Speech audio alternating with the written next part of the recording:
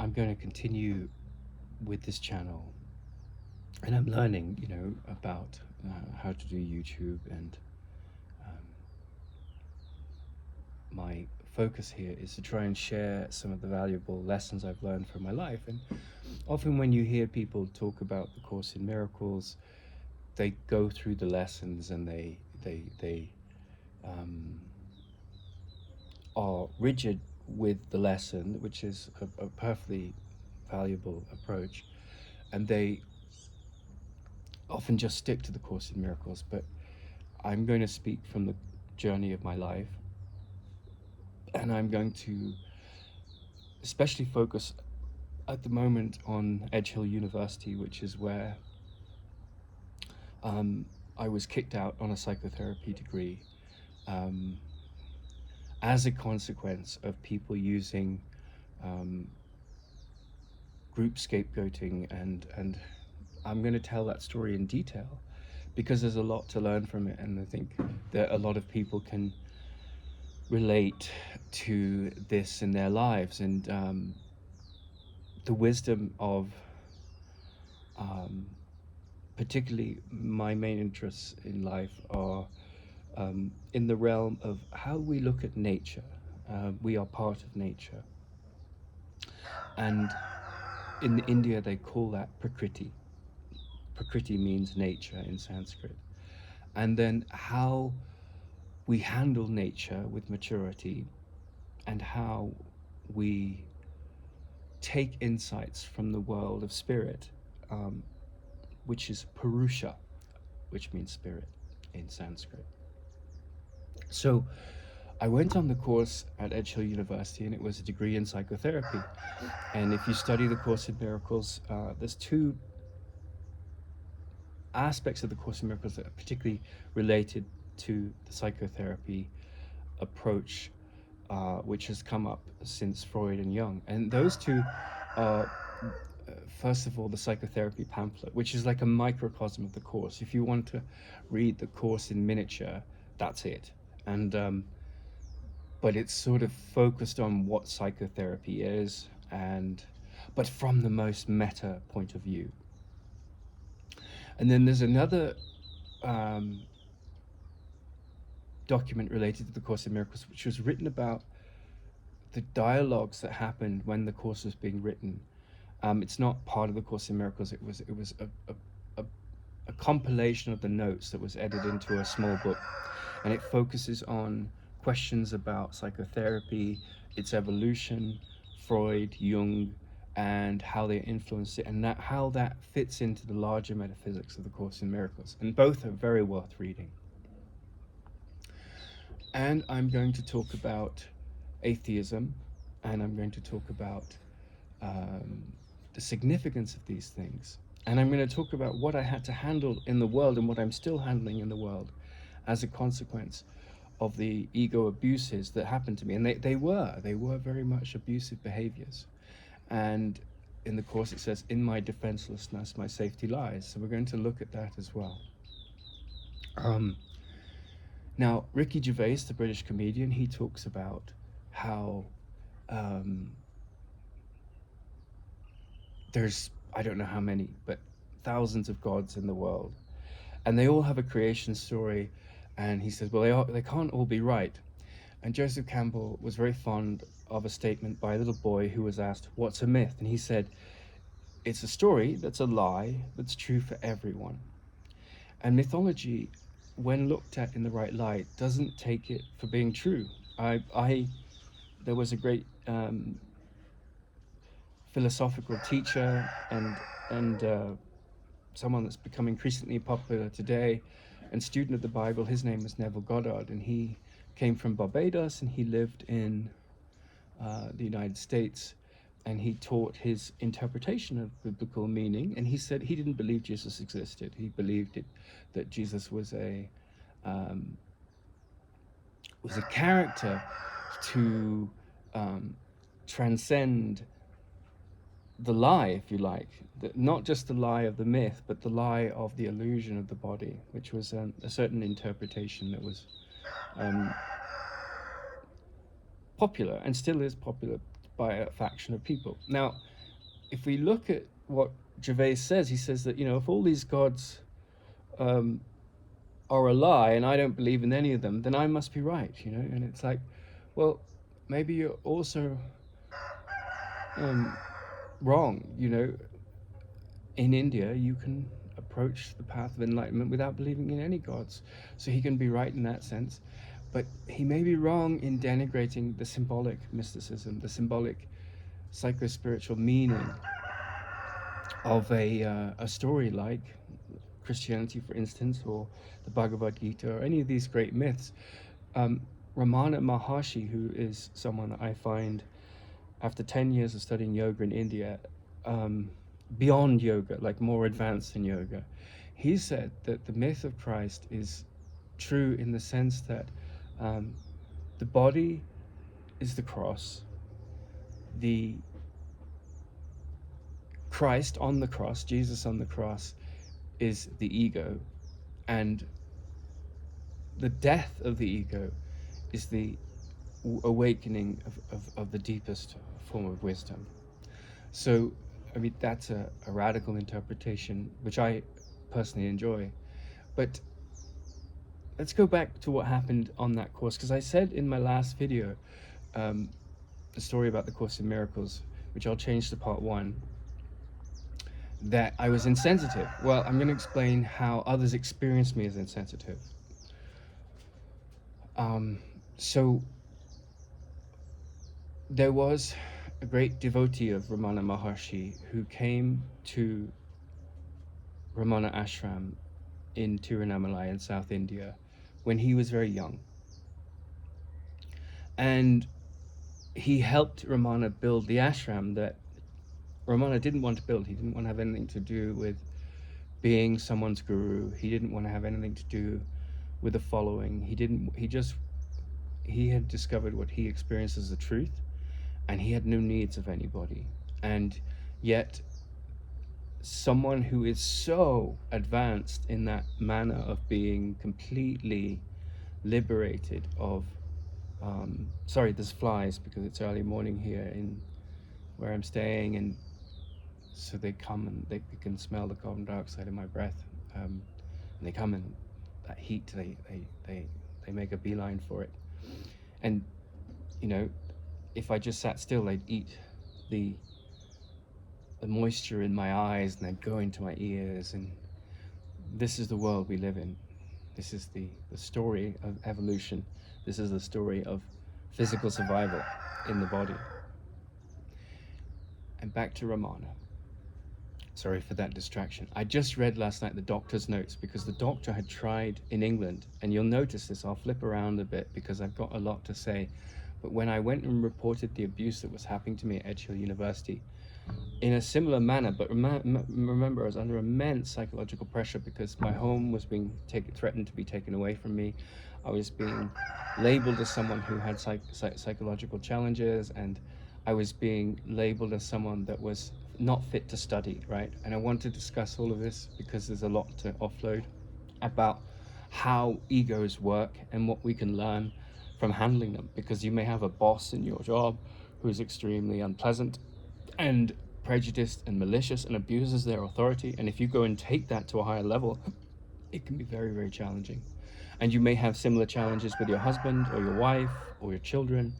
And so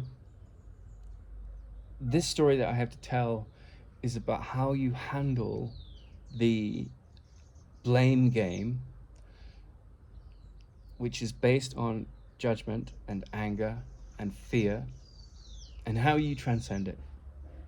So this character that came to this town in South India, he helped build the ashram, and he was the main point man for Ramana, and he worked very, very hard. And after a period of time, his name was Annamalai Swami, and after a period of time, many years building the ashram under the tutelage of Ramana, with all kinds of petty ego squabbles, about what was appropriate and what wasn't, and everyone deferred to Ramana because they respected his his mind state and his capacity and his beauty as a being. But then people given a position, they want to use their authority and they want to have some sense that this is me, this is why I'm so important. And it's just human nature. We come along with what the Indians call vasanas, which are, my yoga teacher in India described it as, if a little girl puts her finger in the flame of a candle and quickly removes it, the vasana is the impression. That's that she touches the flame, oh, that's hot, right? And that immediately creates what's called a samskara, a habit pattern. Now, Ramana used vasanas to describe the habit. My yoga teacher in India was an extraordinary man, and he was very precise, and he sort of made sure that his definitions that came from his father, who had like 6 degrees in Indian schools of philosophy and healing arts, from Jyotish, which is the study of astrology, and to Ayurveda, the study of medicine. So his father was a very great being. So their particular lineage was very focused on the precision of the language. But in Ramana's case, he just said that vasanas were the habits. So you have this habit form when you touch the flame, you don't go near the flame anymore, right?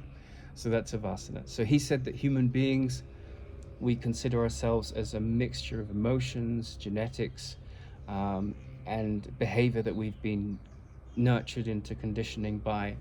And all of those things are true. But from the Indian philosophical point of view, the habits of your egotistical history are re-envisioned or re-embodied every time the ego jumps into a body. That's the Indian view. And I'm not trying to make you believe that view. I'm not interested in persuading anyone anything. I'm just telling a story, and these things are influential to the understanding of the story. So Ramana had this sense that, until like if you think of like a magnet, until these vasanas are magnetized or demagnetized in such a way that the things that cause self-destructive behavior in the psyche of man are weeded out, then one just keeps creating blind spots which lead to not transcending fear and sorrow. And Krishnamurti, he was asked, what is it that is the focus of your schools that he started in the 60s and earlier? He said, the focus of my schools is to create an atmosphere where the storied universe that creates sorrow and suffering is looked at and cut out at the root. So the machine that creates sorrow, that creates the poor me, that creates vendettas, that creates attack and defense, these things can be looked at, brought to the surface, and seen in the light of these are behaviors that are alien to my deeper nature, and go beyond them. And otherwise you have enmity, you have war over resources. And so my focus in these videos is to talk about these two worlds of solutions. The solution of looking at your life from the meta level, which is what the Course in Miracles is about, and what Ramana Maharshi is about, and the solution of the solutions that come from within the realm of nature, which is Prakriti. So Purusha Press is Prakriti, and both have significances. Both are valuable. You can't. There are certain solutions which come from the realm of Prakriti, like chemistry and physics and the application of these things to technology, that don't come from the realm of transcendent psychology and psychotherapy. So I go on this course in Edgehill University, and my task here is not to denigrate any of the people that I'm talking about, but it's to hold the mirror up to what I had to handle, because it's it could happen anywhere, and it does frequently day to day, because this incredible intelligence that is behind the cosmology of the Course in Miracles, a myth which isn't true, right? It's a true that it's a lie which is true for everyone, right? It's a myth about a character who lived purportedly in the area in the Near East associated with Galilee, and that area that has become the seat of Christendom. And he dies and he says, I'll come back, right? And he hasn't. And yet there's an atheist professor of psychology in New York in the 1960s and 70s, and she, as a child, she was the daughter of two wealthy upper middle class, upper class Jewish family, quite wealthy, and she decides in her, I think, mid to late 30s to go back to do a master's degree or a PhD. It was, I think, in psychology, clinical psychology, and she has two nannies, and these nannies are Latino, I think. I'm pretty sure they were Latino, and so they had a great devotion to Jesus and Mary, mythological figures, and in her family there was none of that. They were sort of secular Jewish, and so she pined for this religious experience, and religion means to link back. It's about explaining this hidden awe within us for the nature of life. It's about giving us a code of conduct, and it's about some kind of cosmological map to explain what we're doing here in a body and what our purpose is. And even for Ricky Gervais, who's this born-again atheist, he has a religion. His religion is atheism. He believes there's no God. He believes there's, this wonderful experience which came about through blind chance due to the evolution of molecules in the universe. And these evolution of molecules led to consciousness that grew up and up and up, and that ended up in you and I. And what's the best thing to do here? Make the most of our lives, enjoy it before we die, and then die, and not look for anything more meaningful than that. But here was a woman that was seeking some deeper understanding, and she went and became a professor of psychology at the University of, not the university, it was associated with the University of Columbia, but it was a hospital in New York that still goes today, one of the bigger hospitals. And her job was in clinical psychology. And she was hired, and her boss was a man called Dr. Bill Thetford, who was gay, and he also worked on the Manhattan Project as an administrator. And he was paid millions of dollars over the course of his career by the CIA. They funded him and others in his department to look into the personality. And the movies, The Bourne Identity, they're about these kind of experiments in a fictionalized, hyper-real Hollywood way that are looking at how you create the perfect soldier. And he says that sort of sometime far along this train of very moneyed professors studying how to program the personality, they came to an awareness that none of them knew really anything about what they were talking about, right? And he describes it in one of his lectures about this journey as being akin to the Emperor's New Clothes. He was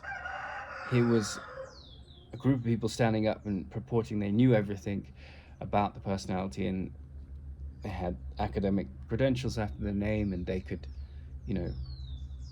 stand up to the powers that be and present them, the Pentagon and their colleagues, the CIA, with this incredible academic data that would help them to create the perfect soldier.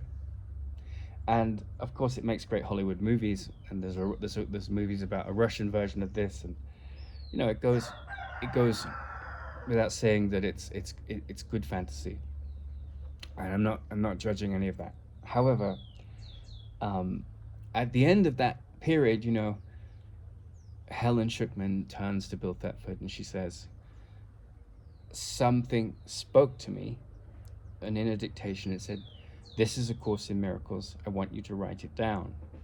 And essentially what Helen did was say, "Look, I'm not a nun. This sounds religious. Buzz off, right? Go away." And she had that integrity. She stuck to her guns. But there was something in her that couldn't deny when the voice said back, when she said, "Well, why would I do this?" Because you've made the commitment to do it. And she couldn't walk away from that. Something in her knew this was authentic. So she wrote it down, and Bill Thetford helped her type it up. She was very good at shorthand, and he helped write it up. And it says, essentially, you can sum up the Course in Miracles to nothing real can be threatened. Nothing unreal exists, which is purely looking and knowing. And there's a deep distinction in the Course between knowledge and perception, and not the knowledge of the world, knowing how a tap works, or a faucet, or a dog, or like veterinary science and things. Not knowledge in that sense, but knowledge in the sense of, with a capital K, which is where the Greek word gnosis comes from. This understanding of something that transcends human knowledge, human limitation, material existence, even light, which is without mass, right? So, and antimatter and all these things which are fascinating at a certain level. So nothing real can be threatened, nothing unreal exists. Which means that this whole universe that we live in, which aligns with the mystics traditions of India, is a dream. And it's a dream that we have to wake up from, which is where the word Buddha comes from. So she writes this book, and I'm going to interweave in my telling of the story of what happens at Edgehill, this experience of Helen and Bill's dialogue that's led to this incredible teaching that's called the Course in Miracles. I'm also going to interweave Ramana Maharshi and his stories. So Annamalai Swami, he gets to a point in the building the ashram where it's almost done, and one day he has a sense that he's come to the end of the road of being in that space, and he wants to devote himself to what Ramana called self-inquiry. So the differences between the Course in Miracles and Ramana Maharshi's teaching are in the details, right? Both of them say this world is unreal. Both of them say that you have to live in it with morality and dignity, and do your job with astuteness and sincerity and integrity, but recognize at a deeper level you're not the doer, that you are something that transcends change, and make contact with that. So his question in self-inquiry is, who am I? What transcends the second and third person? What transcends this realm beyond me? Anything that goes outside of the idea of me. And in the sense of me, he says, there's also the sense of you, because what I see in another reflects my understanding and the thought system that's influencing how I see myself. And the Course agrees with all of this, and it says that essentially, in their view, the ego, which is separation, 1,000,000 particles, 1,000,000,000 particles, 1,000,000,000,000 particles, particulate matter, me, you, this, that, difference, right? Which we need to do anything. If you have some kind of physical infection, you need medicine to handle it. So this is not something you can talk about in a blasé manner, in a trite manner. It's something that is deeply metaphysical, but has profound impact on the psyche and the healing of the psyche. And in the metaphysics of the Course in Miracles, it said the ego created the separated universe, and it did it to hide its guilt, because in so doing it killed God. It killed the true nature of what is. But you can't kill something that's eternal. You can't kill something that does not have a beginning, a middle, and an end. You can't threaten something which is not bound by the laws of time and space. And so this idea of guilt in the Course in Miracles is a profound invention in the history of human psychology from a meta point of view. And if you go to India, there's thousands of gods, and it's an incredibly interesting culture, and I think one of the great cultures of history. I mean, China also, but when you look at their invention, whether it's the number zero, the game of chess, yoga, Advaita Vedanta, all these incredible, the understanding of the astrological world, the application of that understanding to architecture. I mean, it's a country that is just mind-boggling in its invention, just as European culture is in different ways. And actually, European culture is the child of the Eastern cultures, especially the Mongolian and Tibetan culture. I'll come to that in a little bit.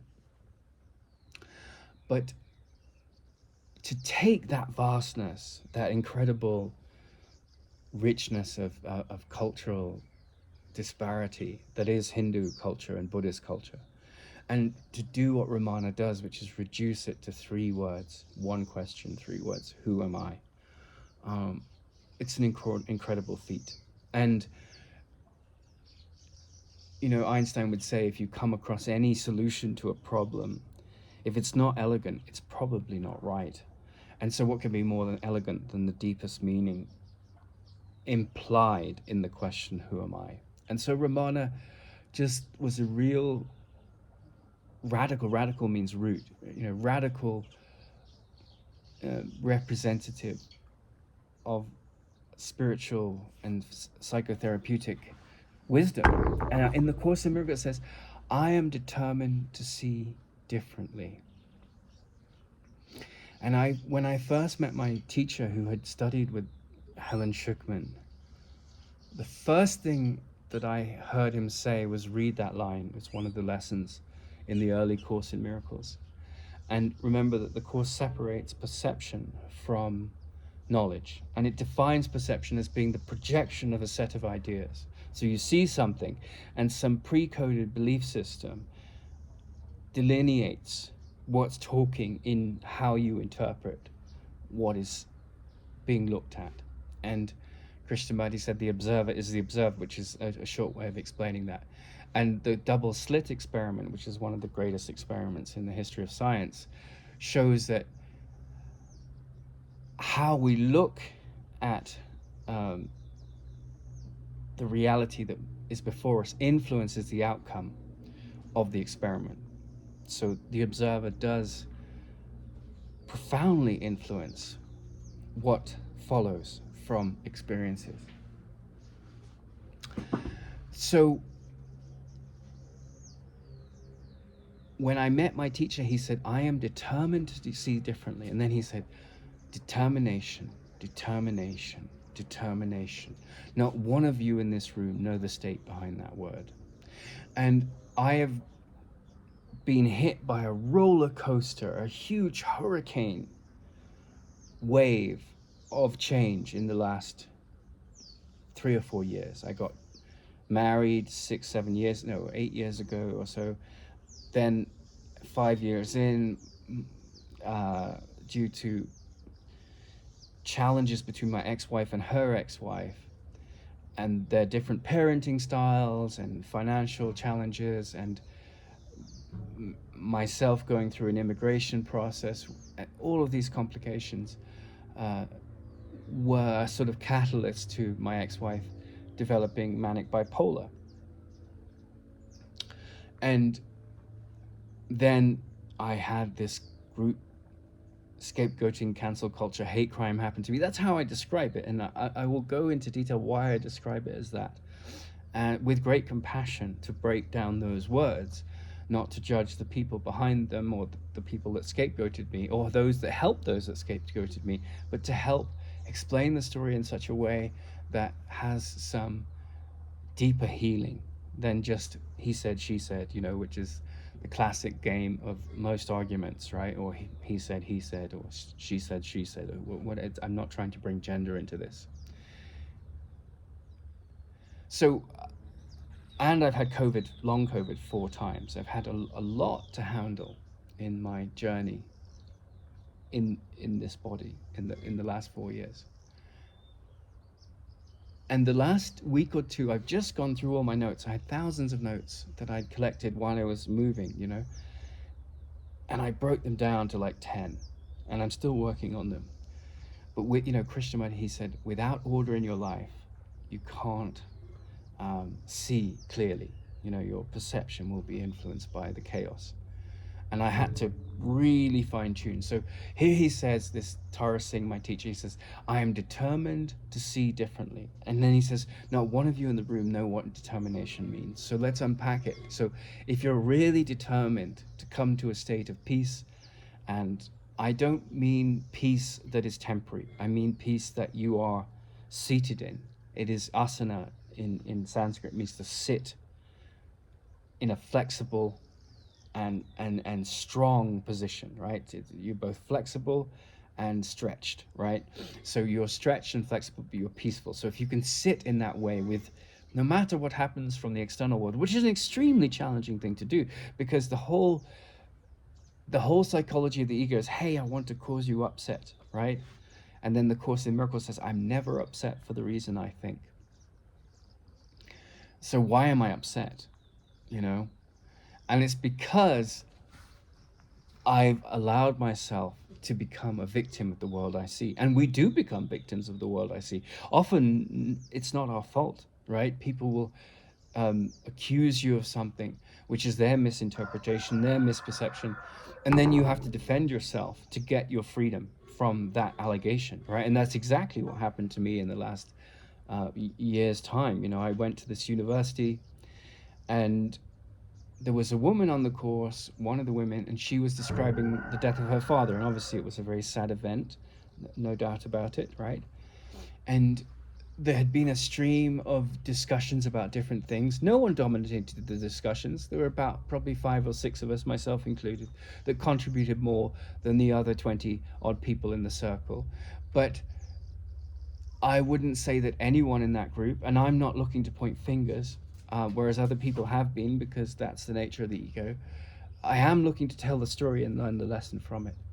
But 5 or 6 people in the room contributed more. They were more extroverted, more perhaps more engaged, and that was just their personality. You can't fault that. That's human groups. But I talked about my journey in India, and I said, and I said in the last video that maybe I said something insensitive. Now let's qualify what insensitive is. It may have come across to others as insensitive, but it wasn't intended as insensitive. So when this man who was studying, practicing self-inquiry with Ramana reached a certain point after many years, he had this insight that he had to leave the ashram. And of course, in his habitual self, this would never have come to him, because he was so devoted to this being that was so peaceful and transcendent, and didn't associate himself with the body, and said there's something that transcends the body, and that's what we're here to find. That's the most important thing that we're here to find. Now, I'm not trying to say believe that, right? It's your own discovery. Buddha said if you blindly believe stuff, you're a muppet. It's like, don't do that. That's not sanity, right? And lots of terrible things happen in the world because we blindly believe. The whole scientific method is about questioning what we believe to find out what's actually true, And when Einstein published his papers in 1905, 108 PhDs wrote a book which I can't remember the title, but it was something like 108 PhDs say Einstein's wrong, and he wasn't. He was right. But they had their vested interests that they were invested in, and they didn't want him ruining their research because they thought they were onto something. They weren't. They you can, mass ideas in history fall to truth, right? Whether it's relative truth, which is the realm of nature, prakriti, or the deeper truth of transcending. And that usually happens in the individual that, you know, I thought this world was, just the story of genetics and the Big Bang, or I thought, and it is, they can't argue with that. Or you can say, well, my God failed me and so forth. So you go from being a Christian to a Muslim or an atheist or whatever. So these things do change, but in Ramana's case and the Course in Miracles case, these non-dual teachings. So non-dual means, hot and cold, good and bad, big and small. Non-dual means beyond the dualistic realm of perception. So finding meaning in metaphysics that transcends limitation and the identification as being the story that is limited, and being a participant in it, being limited to its limitation. And so non-duality says, no, there's something that transcends those things, something that is absolutely good, something that doesn't have an opposite. And so this worker, now I just want to make a little feature here.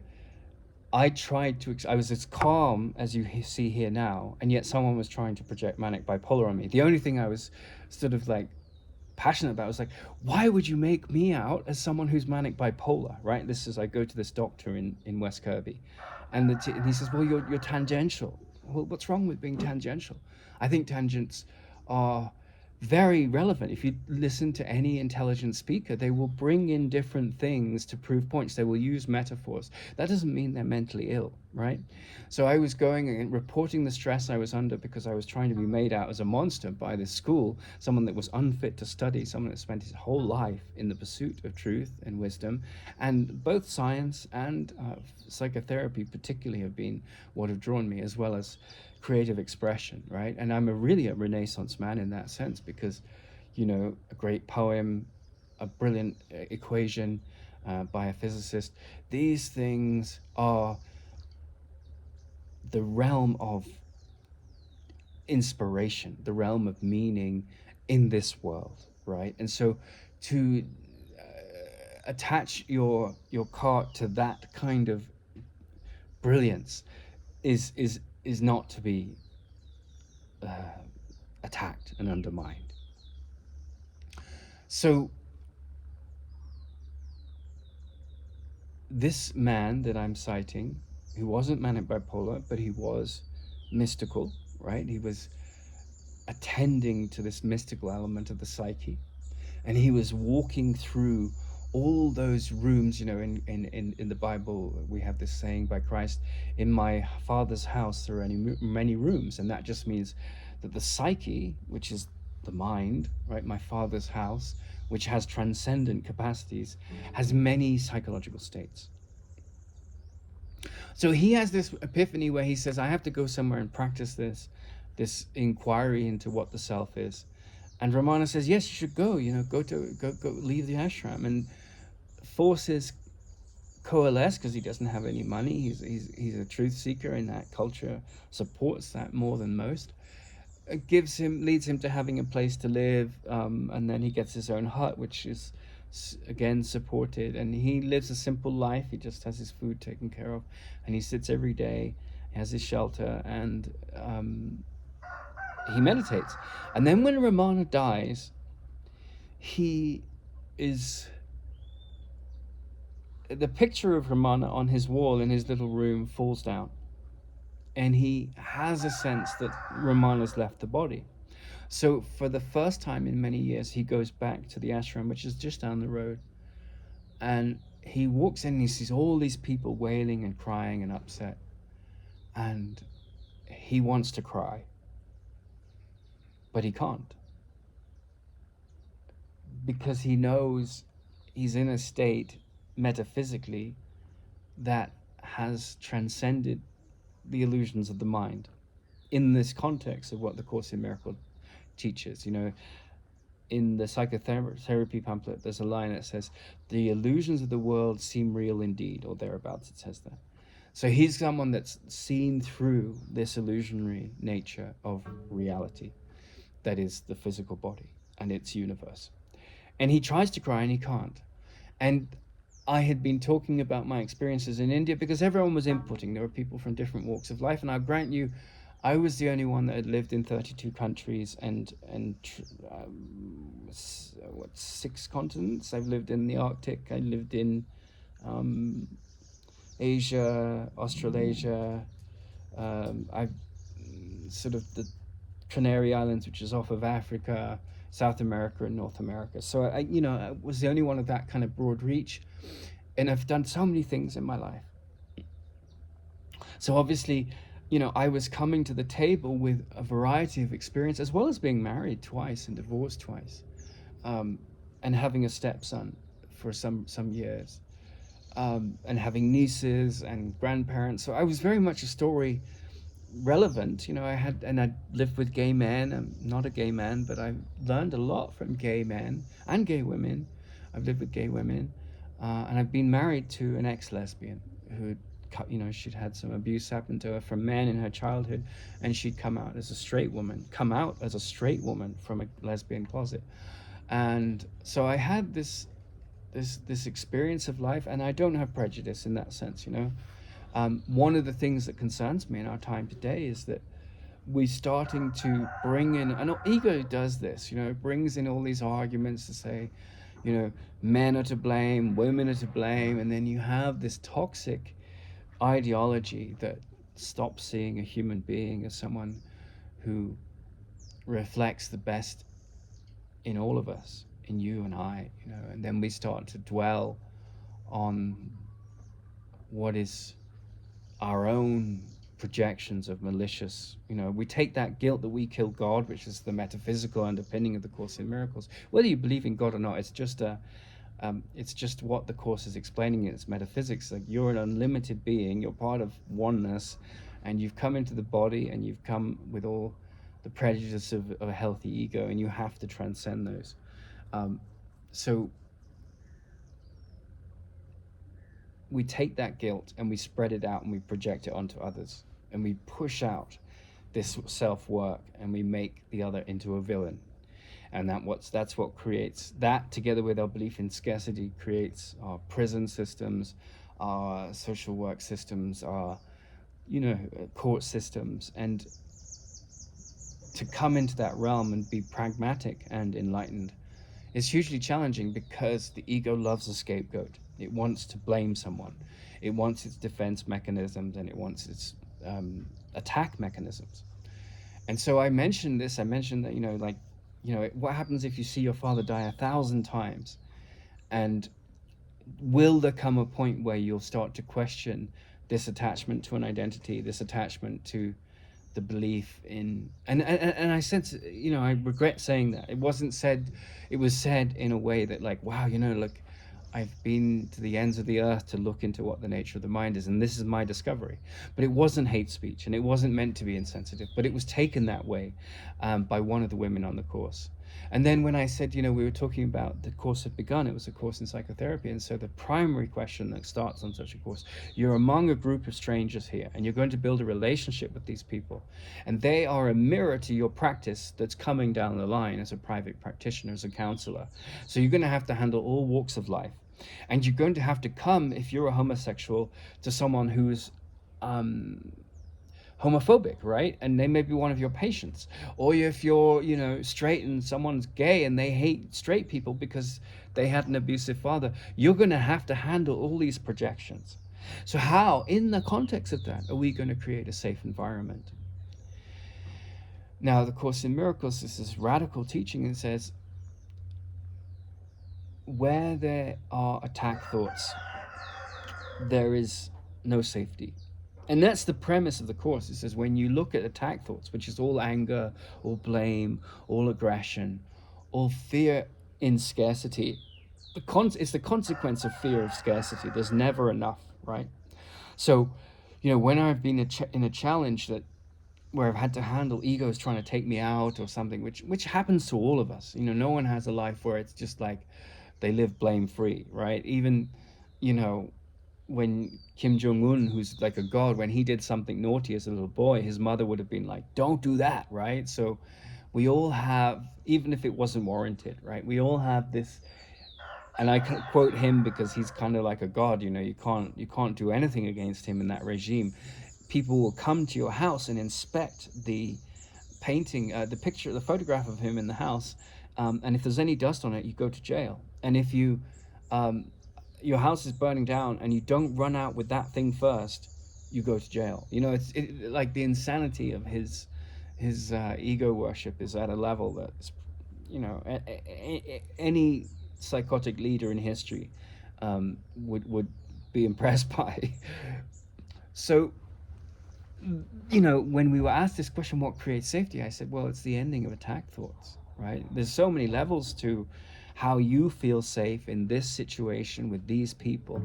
What he said, what she said, how they, but ultimately it's about how your intelligence, right?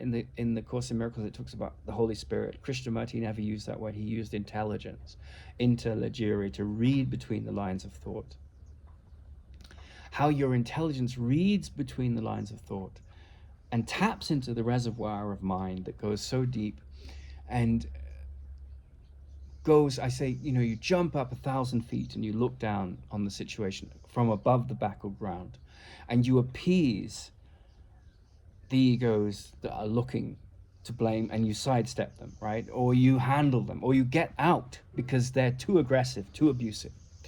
And these are the strategies that you have to employ, and they are all in alignment with, in my defenselessness, my safety lies. Because the moment you attack someone that's attacked you, you've created an unending war. I kill 2 of your cousins because you've said something bad about me, and then you kill 4 of mine, and then it becomes 8, 16, 32, and then boom, you got all out war. And so you have, the grievances that you see between the Koreans and the Chinese, and the Koreans and the Japanese, and the Chinese and the Japanese. You have the grievances that you see between the Palestinians and the Israelis, and you just have this endless victim consciousness that says, well, I've been persecuted, and then Morgan Freeman, to his great credit, was asked, what do you think of Black History Month? And he says, well, I think it's tokenism. You're a Jewish white reporter interviewing me. Why don't you have a month?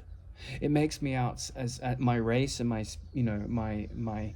color is so important. It makes me out as sort of a special case scenario.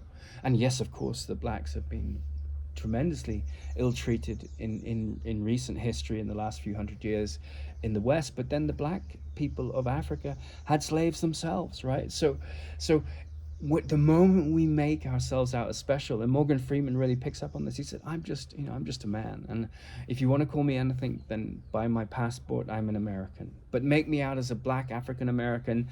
Then you start, of course, that culture's rich, but when you start to make it out as a vehicle for excluding and justifying wrath and so forth, which wrath, in the Course in Miracles, it says, anger is never justified. Well, people do heinous things. It's perfectly natural for a healthy ego to be angry, but it's at the this is a book that's talking at the absolute level. If you want to end psychological suffering, if you want to end pain at the deepest level, you have to end anger, and anger is an attack thought. And that's where Buddhist monks are often very advanced, because they are practicing this devotion. And in some ways, they're much more advanced than a lot of psychotherapists. And their role in the community is often as a psychotherapist. Now, I've met lots of Buddhist monks, and often they're spoiled kids, because you go to Sri Lanka, and I've got a monk friend there, and wherever they go, because they play the role of the wisdom advisors, the psychotherapists of the community. And wherever you go there, there's sweets and candy and cake, and a lot of the monks get fat, not all of them, but my friend got quite fat because he says it's a challenging life, because you have to deal with this. You've got this, like a policeman has this kind of authority, and you have this reverential authority in that. And if your thoughts are off and you abuse your authority, academics are the same. It's exactly what happened to me at Edgehill University. So this lady said, what has attack thoughts got to do with safety? And I said, well, it's the very essence of where safety is sourced. And it's taken me a long time because I felt a victim. And it's very healthy and natural from the ego perspective to see yourself as a victim. And so the Course in Miracles says it takes mind training to transcend this very clever creature that is the ego, right? And there's no doubt that, one of the most amazing things that I find in physics, right? The three most fundamental laws of physics are the laws of thermodynamics. And a few years ago, maybe 3 years ago, we've gotten closer and closer to 0 degrees Kelvin, which is the coldest temperature in the universe. And I'm talking millions of a fraction of a degree closer. But in the latest iterations of the movement towards 0 Kelvin, we found that the laws of thermodynamics no longer operate, which is, in terms of, it was a small article in the New Scientist, but in terms of the grand design of our understanding of physics, I don't think there's been anything more fascinating in recent years, probably since Einstein's work, because to question those fundamental laws is just like, questioning the 10 commandments of an Orthodox Christian. You just don't do it. But we have evidence now that they are not always applicable, that there are instances where they no longer apply. And so our theory of physics is going to come into a revelationary set of questions. But one of the critical aspects of the second law of thermodynamics is something called entropy. So if you drop an egg on the floor, it goes from a state of order to a state of increased disorder. But that's true in the sense that you can't dispute it. Like if you've got a lovely cake and you drop it on the floor and you've got a birthday 5 minutes from now, you've got to go get another cake, right? Because you can't just vacuum it up and put it back on the table. You can't bring that order that was the cake back to life. But it's very much the case that view is anthropomorphic. It's from my perspective, right? So from the ant's point of view, the egg on the floor is much better than the egg that's sitting on your table ready to be cooked, right? So it's all based on perspective.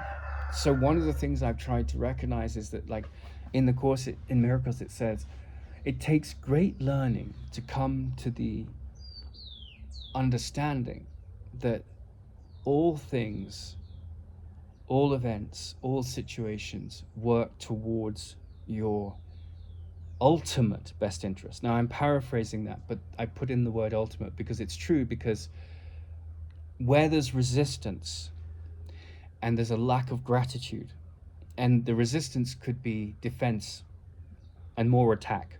So I could be a conditioned Israeli who had parents that were in the Holocaust and escaped the Holocaust, and I could have this chip on my shoulder, or I could be the child of, poor black family from the Midwest that was moved to California, and I've had to handle gangs, or I could be a white kid that had an alcoholic father that had to handle all kinds of abuse, and I can go through life as any of those characters with a chip on my shoulder as to what my identity is.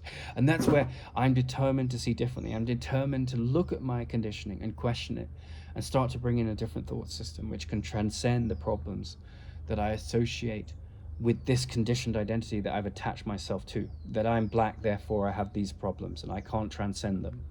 And yes, to an extent, the environment has an impact, but how we react to that environment can make it worse or better. So I'm determined to see differently means that I'm looking at my situation, even though I can have had terrible things happen to me, as I did at the University of Edgehill, no doubt whatsoever. I never threatened anyone. I spoke candidly, I communicated articulately, and yet I was made out to be someone I wasn't, because the projections put onto me in Jungian psychology, in the Course in Miracles too, we talk about how our shadow work, things that we haven't attended to, looks to find a convenient depository for our upset, and we project that onto others. So the Palestinians do that with the Israelis, rather than saying, well, I'm justified in attacking these people, which you may, by many arguments, be right in, right? People kill your son, you want to, an eye for an eye, a tooth for a tooth, But the Course is saying, look, if you want an end to your pain, you can't perpetuate more pain, right? Some people say, well, if you invented a time machine, you go back and kill Hitler. But that story came from the competition of the world. The British had the biggest navy. The Germans got annihilated in a world war, and then they wanted their pride back, and they looked for scapegoats. So they blamed the Jews, they blamed the gypsies, they blamed the homosexuals, and then that cycle of violence created a bitter Hitler, and Hitler was an incredible orator. And then he came up, and if you look at Jordan Peterson's work, he did an incredible amount of research into what he called the German problem. And he's very wise in that he's, in this sense, I don't agree with everything he says, but I don't think his religious views are very evolved in terms of understanding non-duality, which I think is really where the deepest layers of human thought get looked at and exposed. But he said, what the German problem shows us is that authority in the wrong hands can lead to people who are generally about going along and doing the right thing and not being naysayers, committing incredible atrocities. And when we look at that, we recognize the importance of what the Course calls the Holy Spirit, or this capacity to read between the lines of thought, to not get stuck in the, again, a Course reference, the authority problem. The authority of whatever's talking in your head can be extremely toxic and malicious, which is where shadow work doesn't get done. So like all of my venom, which is for me to process and drop and become more enlightened because of it, gets projected out onto the thing that I feel is threatening in another. Even though it may not be threatening, it may be misinterpreted as threatening, or it may be threatening to our intelligence and our ego, and therefore we attack, or it might be threatening to our sense of self, and our sense of self, we may not be ready to question it, and it may be that the threat is purely existential. It's not born of intelligence or wisdom. It's born of fear that hasn't been unmasked for what it is. And essentially that's what happened to me on the Course, because we hate in others what we haven't healed in ourselves. And we condemn in others what we haven't healed in ourselves. Because true magnanimity would say, okay, that which is talking in the other is insecurity, or that which is talking in the other is security, right? So the secure, wise voice that I'm not ready to accommodate yet, I will attack.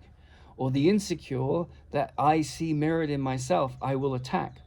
Or the secure that to go back to the former point, the secure in myself that I've yet to embrace appears arrogance to me in this other person, so I'll threaten them.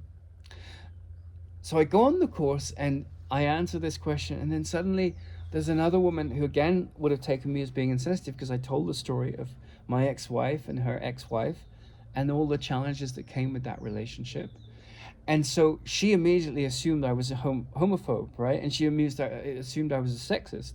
Well, wherever you get men and women together, there's always going to be tensions, because the psychobiology of a woman and the psychobiology of a man is fundamentally different. And with transgenders, you get a kind of mixture, a blurring of the lines. And what's very interesting is if you read the book He, which is by the psychotherapist Robert A. Johnson, It's about the story of Parzival. And Parzival was the first of the three knights that finds the Holy Grail. And he is, there's three knights. There's Bors, Galahad, and Parzival. And Bors is the leader. So he's a meditation on what it means to be a king or a leader, finding balance. And Galahad is the character who's born enlightened, right? So we can't really relate to a Galahad, because even though Ramana was an incredible teacher, he became enlightened at 16. He was very good at helping people, but to be at his level without any effort is impossible. And that's Galahad. But Parsifal is sort of your average man, and he's not a king, and he's not born this close to enlightenment. He's just a good human being with flaws, like we all are, most of us. And he's trying to, I think all of us actually, in general, like the vast majority of people essentially are good. They're not bad people. They may have bad habits, but to associate the habits with the failure of the decency within them is to fail in your love of them and your love of self, because you've condemned. And that's why we have war. That's why we have endless prisons that don't lead to create better prisoners and better criminals, because our thought system is not rising to this template of the deeper metaphysics of the Course in Miracles. And whether you believe in the metaphysics of the Course in Miracles or not, I don't like to use the word God. I hardly ever use it, because it's so misunderstood, right? So I like the word life, and I like the word love. And even if we look at the word love, there's so many different kinds of love. There's brotherly love, there's parental love, there's love between siblings, there's romantic love, there's arranged marriage love, And so love is such, again, a piecemeal word. But in terms of, I find that when I use the word God, people are like, well, is it the Muslim God? Is it the Christian God? Is it the pagan God? What kind of, is it Shiva? Is it some Norse god? What's the god behind your, if you look at Odin, Carl Jung argued that perhaps the biggest problem in the world was the Odin problem, because out of the Middle East and this meeting of these different cultural landscapes of the very young world that is Russia, it's quite a young country, Russia, and the eastern flanks of that meeting the western flanks in Prussia and Germany of this older culture, which is European culture, you get this rumbling, like two generations that have different viewpoints because of their time in history. And out of that comes this retributive god man, which is Odin, right? And Odin, he reared his head in that area in the First World War, in the Second World War, and now between Ukraine and Russia, Putin, it's this Odin problem where there's this retributive, powerful, vengeful character that comes down and rains hell on earth, and it can that animosity can spread really darkly. So looking beyond the metaphysics of the Course, we just have to ask with facts, if I keep attacking, and if I keep defending, and I keep protecting this identity that is a Jew or a Palestinian or a Ukrainian or a Russian, and I keep this history of enmity alive, I don't come to the awareness of one of the most beautiful lines in the Course in Miracles, which says, the holiest place on earth is where an ancient enmity becomes a present peace, right? And so you can't argue with that. You can't argue with that. And if it's a temporary peace, then the enmity hasn't healed. My identity is still stuck in attacking and overlooking the human next to me. And until I've transcended my identities that justify my wrath, and I've come to focus on what we have in common that can heal, then I'm not a psychotherapist in the broadest sense. And everyone's a psychotherapist. Every single human being is a psychotherapist by the story of their example. You teach by example. Everyone is a teacher of their thought system because their example speaks. And where there's reconciliation, there's the ending of fear, because reconciliation means that I will find a way to accommodate you with the love of my heart. I will not condemn. Now, what happened to me at Edgehill University was that there was a woman on the course who heard what I had to say about my ex-wife and the experience I was going through, right? And I wasn't condemning my ex-wife, because I actually said in the story that, my ego was fully intact. Was different in one way, was that I wasn't looking for confrontation. So when it all blew up and my ex-wife ended up in a mental health institution listed as a threat to self and others, she'd kicked me and hit me and stuff, and I hadn't fought back. And I just was like, I love this woman.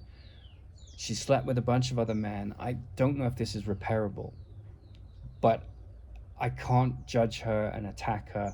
I've got to move away. And when I say I can't judge her and attack her or her ex-wife, I can't do that actually, actively, physically. That just is not within my realm of being, right? I've trained my mind enough. But there was this kind of retributive, I hate you sentiment in, because I'd moved around the world to be with her. I'd sacrificed a great deal. And it hurt, right? From my little microcosm of who I thought I was, who I experienced my feelings to be, I was very, very hurt. And yet I dedicated myself to living the Course in Miracles and to transcending this world of duality so that I can be peaceful at the deepest level and living in meaning, therefore, not in the relative meaning of the ego, which is not determined to see differently. There's always stuck in the broken egg on the floor, as that's chaos, right? And not learning that the greatest ascension comes from accepting what's happened and transcending the victim story that one associates with that. Now, within Edgehill University, I have to talk about this publicly because I have to find a lawyer or some way to get my fees paid, right? Because I was attacked and abused, and that was not okay. They supported an academic who supported abusive behaviors, and they tried to mask that, and that's not okay. You can't do that in education. You have to stand up to that when that happens, especially in a country that prides itself on democratic process. In fact, if you're trying to do it in one that doesn't, you're going to be without a hope in hell. And what I've come to see is that whenever there's an invasion of sovereignty, the court system does have sense there. I mean, and that's where you have to be careful. In my defenselessness, my safety lies. If someone rapes you, 1% of rape victims end up with a prosecution.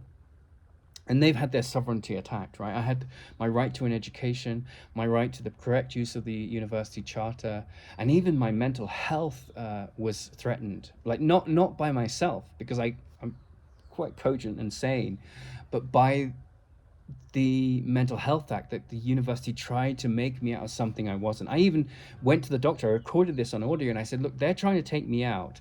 And so it's I either get an injunction against the university, which is very expensive and requires a powerful law firm, or I'll try that, and it's all on tape with the doctor. I recorded it, and I told the doctor I was recording it, or I get some kind. Can I please take the Asperger's test and flunk it, because I don't have Asperger's, but I'm telling you on tape that I'll take it, and that'll buy me some time, and then I'll say in my tribunal, look, I don't have Asperger's, I took the test and flunked it because you use strategy. The ego can be so clever to try and make me out as being malicious and ill-feeling and unkind to people and unfit to study when I wasn't. And then I've used this to buy me more time. I don't have Asperger's. I've used this test because you've broken the law, your laws, and I'm holding up the mirror to that. So there is an argument, a sane argument, for using the system to defend your innocence, right? Because everyone is innocent. Even the worst criminal, beyond their ego thought system, there's a bedrock of goodness that transcends duality in that person. And if you don't believe that, that's okay, right? If you believe that the world is inherently evil. I mean, that was the question when Einstein used to tour and give, talks about his life. A little girl asked him, what is the most important question? And his answer was, is it a friendly universe? right? So if you believe that human nature is just doomed to be caught in this attack and defense mechanism, then good luck, build your life in that. And I think it's on a certain level, it's quite sane to have that belief system because, you go to school, you get bullied. Um, Bosses will bully you because the insecurity of the ego wants a scapegoat and it wants a victim to triumph over, right? And so it's a rare being that says, I will not play those games. But then they may be pushed into those games by people who are fully entrapped in them, and then they have to handle that, which is what happened at the University of Edgehill. So, I was on the university, and there was a woman on the course who was a particularly powerful character because there was a man and a woman in the room. The program lead, his name's Graham Westwell, and there was a woman called Sue Price. Now I can name these people, whereas I'm not naming the students, even though their behavior had a retributive action on an innocent man, me. And I'm naming those professors because their responsibility, their job, was not to stoke the fires of the tension that you find when men and women come together. And I'll come back to Parseval in a second because it's relevant. But to soothe and ameliorate the misunderstanding and the projection of shadow pain body stuff onto other people who were complete strangers. So you can say, well, he's a homophobe, right? And he's not. He's lived with gay men. He's got a wonderful set of homosexual friends. He knows bisexual people. He's even, had some experiences at the level and found out it's not for him, right? But there was people projecting that onto me because they wanted to put their ego daggers in and take me out.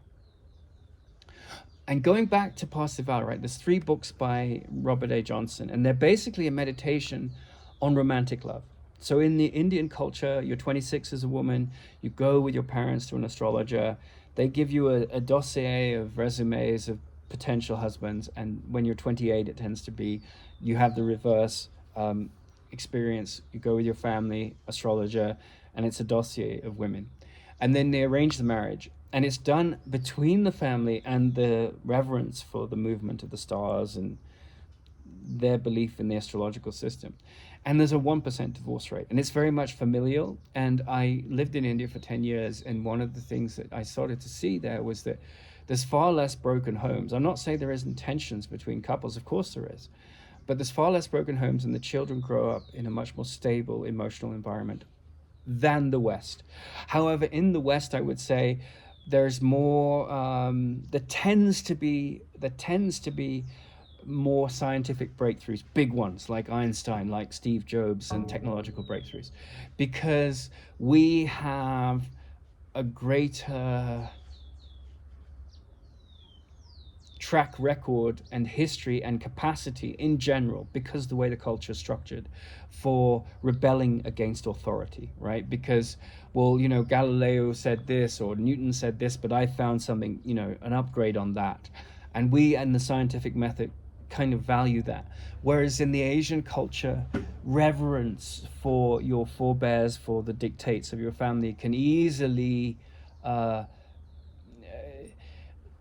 trample over everything that says, look, I don't lack reverence for these people, but what I see there is a mistake. They're older than me doesn't mean they're right about everything.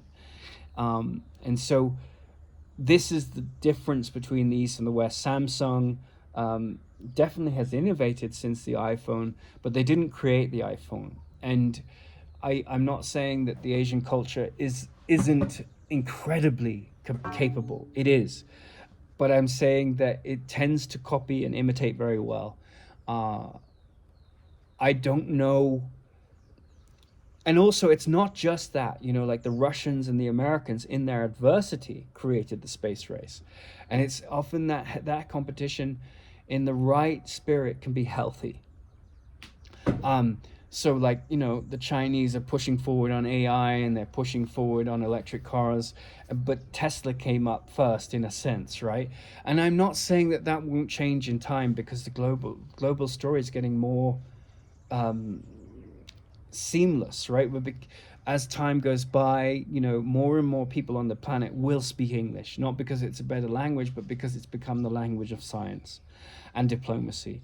And you need a common ground. And as the world gets smaller, then those differences start to change. But these books, He, She, and We, are about basically the world that has followed in the West from the 12th century onwards, where you choose your mate, right? Before the 12th century, your parents chose who you were going to marry.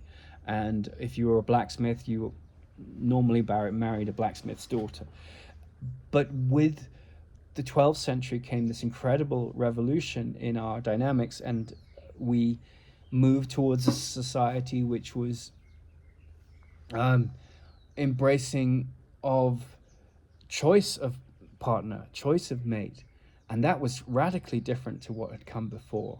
And so then you had this movement through the Renaissance, Shakespeare, Jane Bronte, of this culture where, first of all, the wealthy gentry get to choose their mate, and then it came down and down and down. Now everyone follows the romantic love model in general in the Western culture.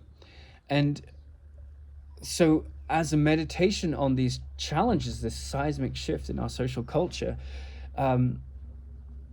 what Robert A. Johnson did was he explored the significance of that, because it always gets explored by the mythic landscape. Like Tristan and Isolde is the story of this transition between the perfect goddess, god projection, and Isolde of the Fair Hands, which is the woman that comes later in his life, who's just a decent woman, and doesn't fulfill this queenly sort of divine role, and she yet is practical. And we go from the honeymoon of like she's perfect or he's just amazing, to the reality like he snores, or she doesn't clean up the hair in the bathroom, and all these things that can cause petty irritation and not be this perfect being. And then we have to come down to the very much mortal, mundane life, and still be in love and transcend our challenges and our issues and our upset.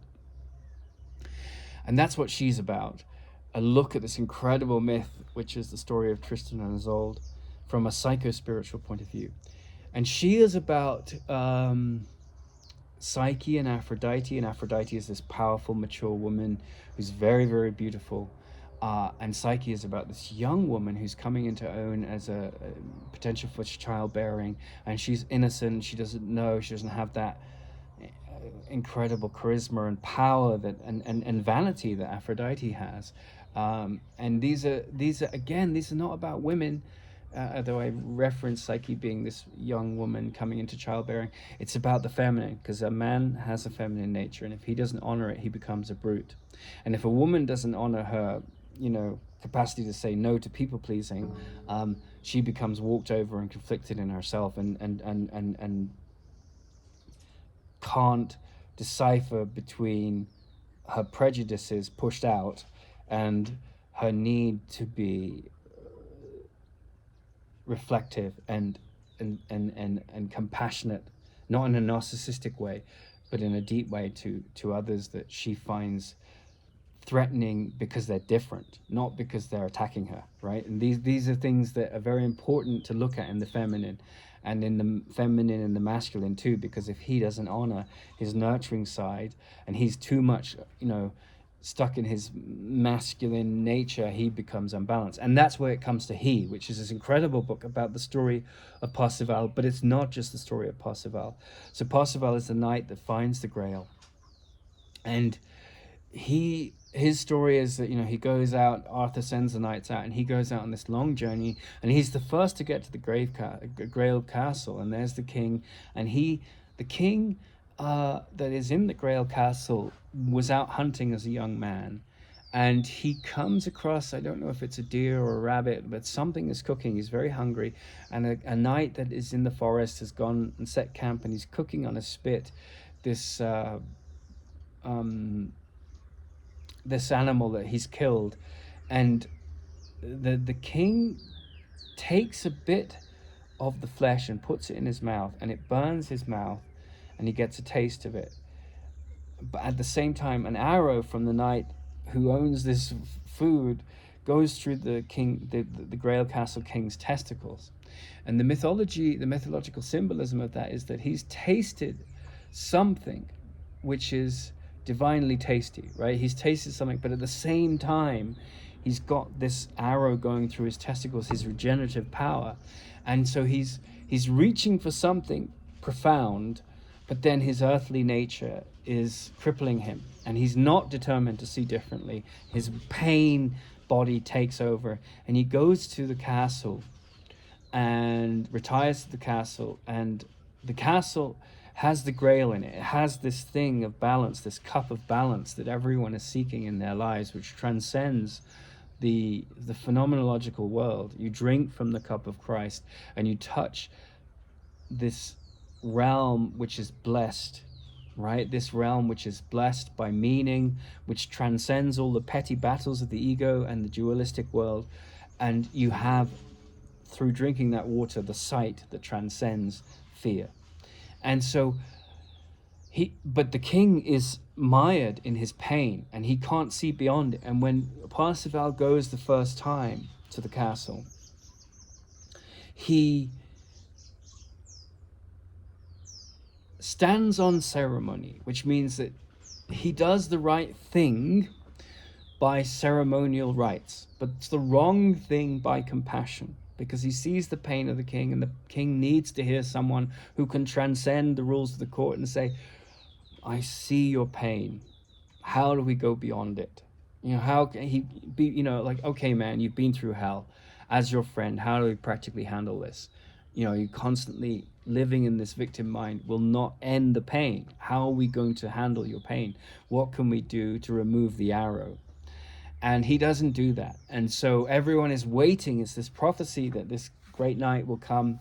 And he comes into the court, and the people in the court are waiting. Like, he's going to get it, and he doesn't ask the question that they all know he must ask. And then he's banished into the wasteland, what T.S. Eliot called the modern world that is devoid of moral and deep hidden ritualistic meaning. And it's just this machine-like life, and he is lost and depressed. And over time, as he reflects on his era, life brings him back many, many, many years and many adventures later to the castle of the Grail King. And there, in the company of the Grail King, he asks this compassionate question, and the Grail is given to him because his heart is opened. Now, when we hear that story, we don't hear anything about his wife, right? And his wife is Conduit Moors, right? Conduit Moors is a Welsh word, and it's related to the French, but it means to drive, conduire in French, with love. And so Parzival is married, this feminine aspect of his nature, just as the woman has a masculine nature of her nature, is in alignment. The androgyny is married in him, in this man, right? And then he becomes a balanced man, just as she becomes a balanced woman, right? And I'm not saying here that if you're trying, I'm not arguing that we should go back to this time where women lived in the castle and took care of the kids, and men went hunting and did knightly deeds. I'm saying that whether you're a woman that's got a high-powered career and children or no children, whether you're married as a woman or not, or a man in these vice versa situations, you have to, as an individual, marry these two aspects of yourself in the castle of the love of self. And so therefore, out of that comes this character that can handle the world, that is compassionate to both sides of his nature, the yin and the yang, or her nature. And that is the great power of the story of the book He, because you read the whole thing and you think it's about this man who has this wife, but it's actually the story of one person in alignment with both sides of his nature. And I mention this because I find, with the transgender shift, there's a very small percentage of the population that are transgender, and then there's some people, I think it's called unisex, where they're born hermaphrodite, or they have both the biological aspects. They have male and female traits. But whether you're a transgender or not, or whether you're a man or a woman, straight or gay, you still have to marry this androgyny, right? So we're all a they in that sense, because anyone that isn't in touch with his feminine side, or anyone who isn't in touch with her masculine side, is going to go and find imbalance in the story that comes up. And I said this, and I personally, the Native Americans, they had five different sexualities and two genders. Um, I don't think there's five genders. I think there's basically two genders, and then there's some anomalies. But from the Course in Miracles point of view, there's just spirit, right? So what I find is that the ego comes in and it wants to jump on this bandwagon of like, you're transphobic, or you're trans positive, or whatever it is. And they have this attack defense thing. And out of that argument, like with the feminist movement, came women getting the vote and came a change in society. If it weren't for the Second World War and the pill, the world we live in today would be vastly different. So things precipitate change, but then with change comes the need to attend to that change, because the old model's gone and the new model hasn't fully worked itself out. And what happened on that course was that there was a professor that thought that when I said these things that I was advocating trans phobia, which I'm not, right? There are women that swim in races and have been beat. They should be winning this gold medal, but they're getting second place, or by a woman that's changed sex to be from a man to be a woman, right? And this is all getting worked out in the culture. But what happened on that course was that I was just made out to be a monster, because I had this articulate capacity to question a lot of these arguments, which I think are naive. And this wasn't free speech. This was just, it became a hate mob. And there was this other woman that had said, that had made me out as, who are you to have an opinion as a white straight male, and made me out as homophobic and misogynistic. And that was her pain speaking. But then other women got around her, and it's much like, a lion that is wandering the savannah, perfectly innocent. He may be full, right? He may have just eaten his meal and he's going for a walk, and he's, and then there's these elephants, female elephants, and they form a circle and they make a lot of noise because they've got a calf in the middle, right? But they make him out as a monster, right? And he may be a threat, but he may not be. And I was treated like that lion because one woman cried wolf, and then I said, well, that's not what I'm saying. I'm not trying to, say anything homophobic. I hated my ex-wife's ex-wife, not because of her sexuality. I applaud that, good for her for following her truth. But because she did things in a vindictive way, in terms of character, to sabotage the relationship I had with my stepson. And that was hard, because we both, as men, needed that, younger men, not in a sexual way, but younger men benefit by the love of older men, right? Whether it's a father or a stepfather, if it's healthy, if the man loves the mother, as I did, to sabotage that was just vindictive. So I hated her for that. And then I realized, after a year of just processing that feeling, I said, well, that's my projection. And I dropped the hate, right? But Krishnamurti says when toxic feelings come up, you can't just say go away, right? Because that's not that the mind, the ego says that I'm going to trap you. What you can do is watch them and say, this is not, this that watches them, the observer is the observed, is not the same as the projection. The projection is a temporary aberration. It's a natural, healthy response. If someone kills your child, it's natural to hate them, right?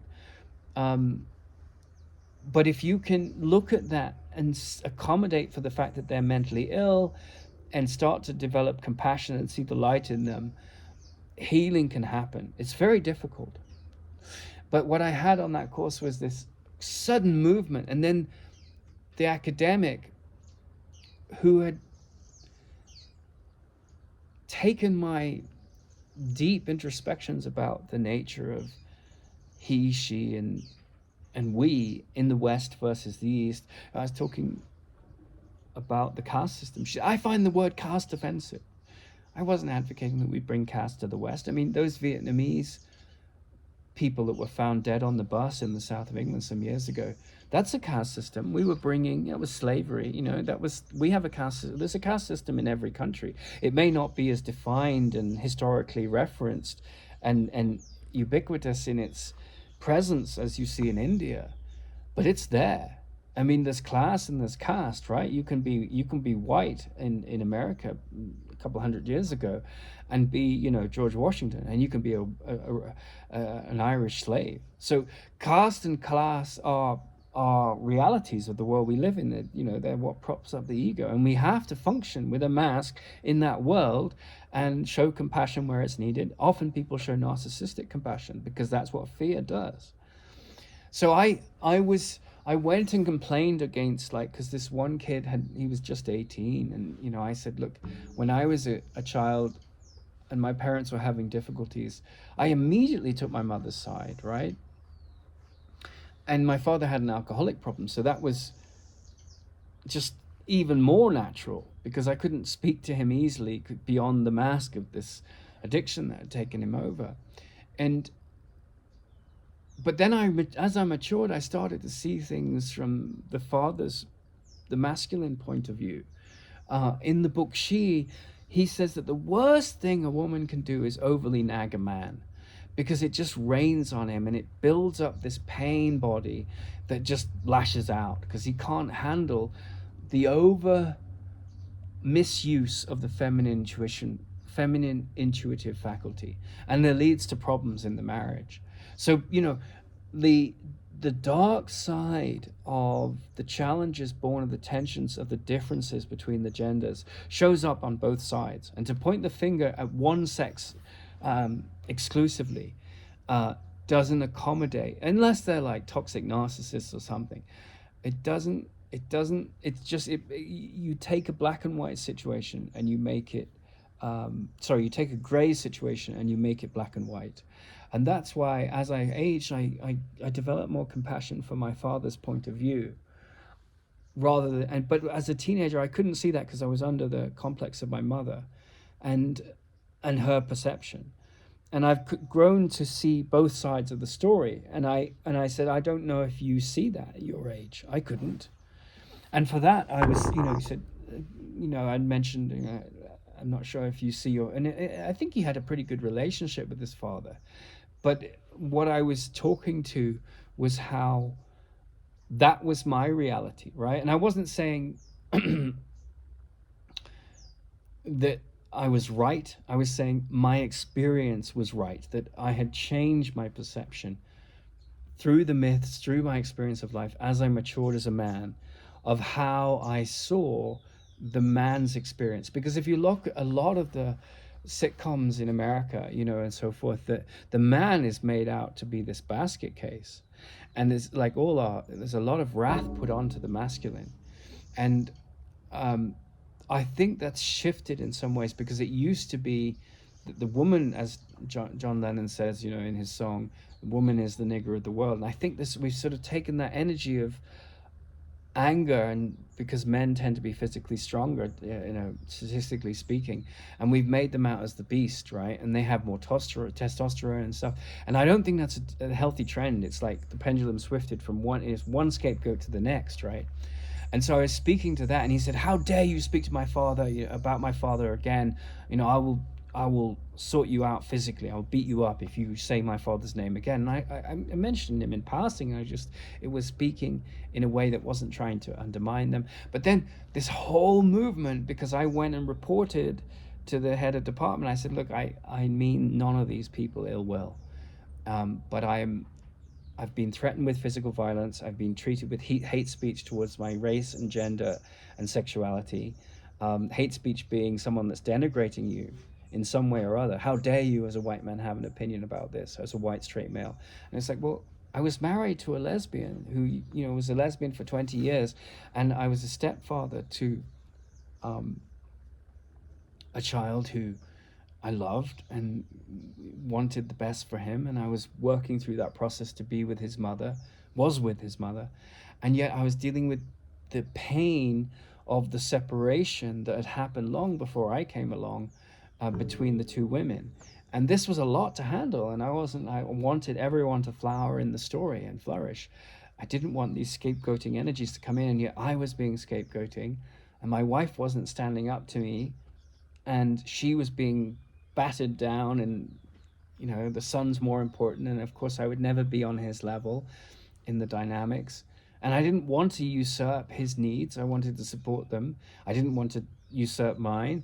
And so it became a big mess. But then here was a woman accusing me of homophobia, and I wasn't. I was a human handling the challenges of that relationship, and its dynamics, and talking about it frankly in a personal development session, where if you discuss those things in a mature way, then you get this movement of understanding and mutual empathy, not this, which is the focus of such groups, not what this academic was trying to do, which was trying to bring in her activistic thoughts, her reactionary thoughts, her defense and attack thoughts, and make me out as something, with the help of these students who were being preyed upon for their, hurt feelings that were being regurgitated and re-projected onto another human, me, from old life experience, and then stir up this pot of, male bashing.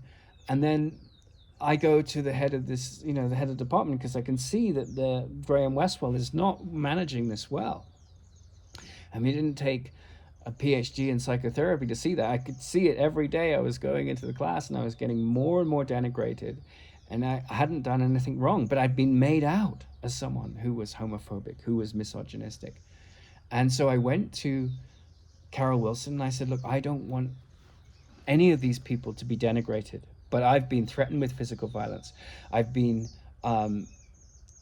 made out to be an intolerant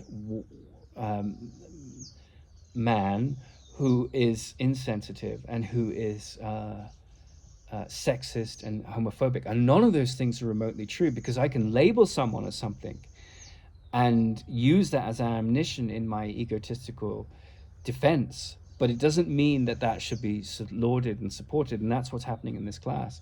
So because there was a threat of physical violence, and because there was, this sort of male bashing and white male privilege stuff, I've been through hell in my life. I really have. I've had to do some, I've had to handle really difficult things with my father. I've had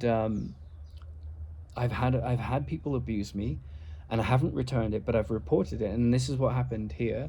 And I'm not trying to make myself out as unique in that sense. We all have to handle unfairness and prejudice in different ways. It's got nothing to do with our color of our skin or our gender. It's got to do with the ego projecting its arguments to undermine others using those things. The victim mind is very tempting. In the Course in Miracles, it says, I will not cave into the temptation to see myself as a victim today, right? And that's a very strong temptation, especially when horrible things happen to you, which are not justified or fair. And then the ego comes in and says, "Whoa, I've got a pity me party here. I can really go to town on this." But then within the context of that, if someone is abusing you and you report it, you deserve a fair trial. And in my case, what happened was, rather than convening a disciplinary committee, she went and talked to Sue Price, who was the academic that was trying to churn up this loathing in the course, right? And the course is supposed to be about unconditional positive regard, right? And enlightened empathy, not ego empathy. I feel your pain, I will sit down and cry with you in your misery. No, I feel your pain, enlightened empathy, and I will sit with you with that pain, and I will find a way with great determination to see the light that goes beyond it and obliterates the pain. And that's what healing does. If I sit there in endless sympathy for your pain, I don't discover enlightened empathy. And so there's unenlightened sympathy, and there's unenlightened empathy, and there's enlightened empathy. But this academic who was fired, and again, it was her fearful mind that was in charge, was supported. And I went to the the safeguarding teams all protected Carol Wilson and Sue Price and these academics who were, the moment I reported this to Carol Wilson, who was the former acting head of department, she would have gone and told what was going on to Sue Price, and Sue Price then came in and she started to churn and try and make this fiction that I was something I wasn't into this big drama, and then she recommended everyone complain against me.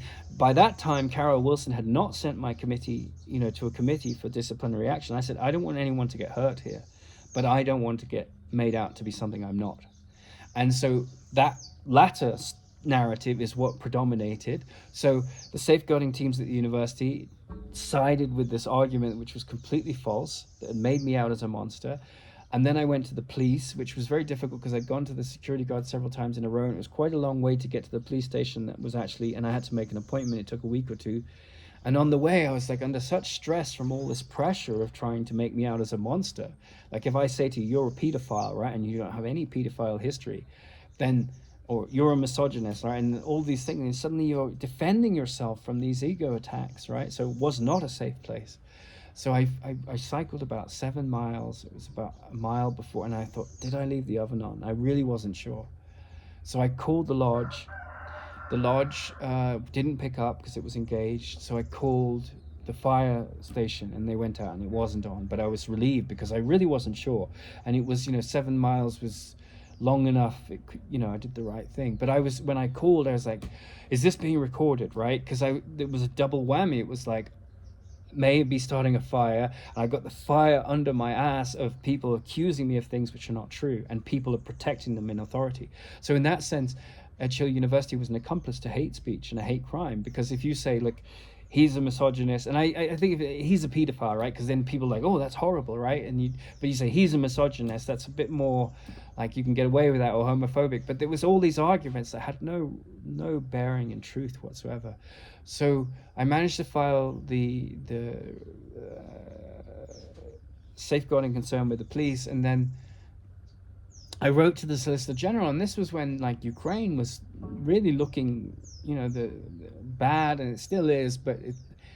And I had been doing lots of research the year before into, some things are going to change. Like there's going to be a game changer in our society, and the two big game changers are when we get off fossil fuels. And that's not like, I've seen all these people going to these snooker matches and soccer matches and throwing thing, and it's just that doesn't get you anywhere, throwing these powder and stuff and ruining the sports, and that's just crazy. But when you come and sit with the facts and you look at Prakriti, the Greeks had a word called phlogiston, right? And phlogiston has been disproved, but I think what we understood is what they meant by phlogiston has got nothing to do with what phlogiston is.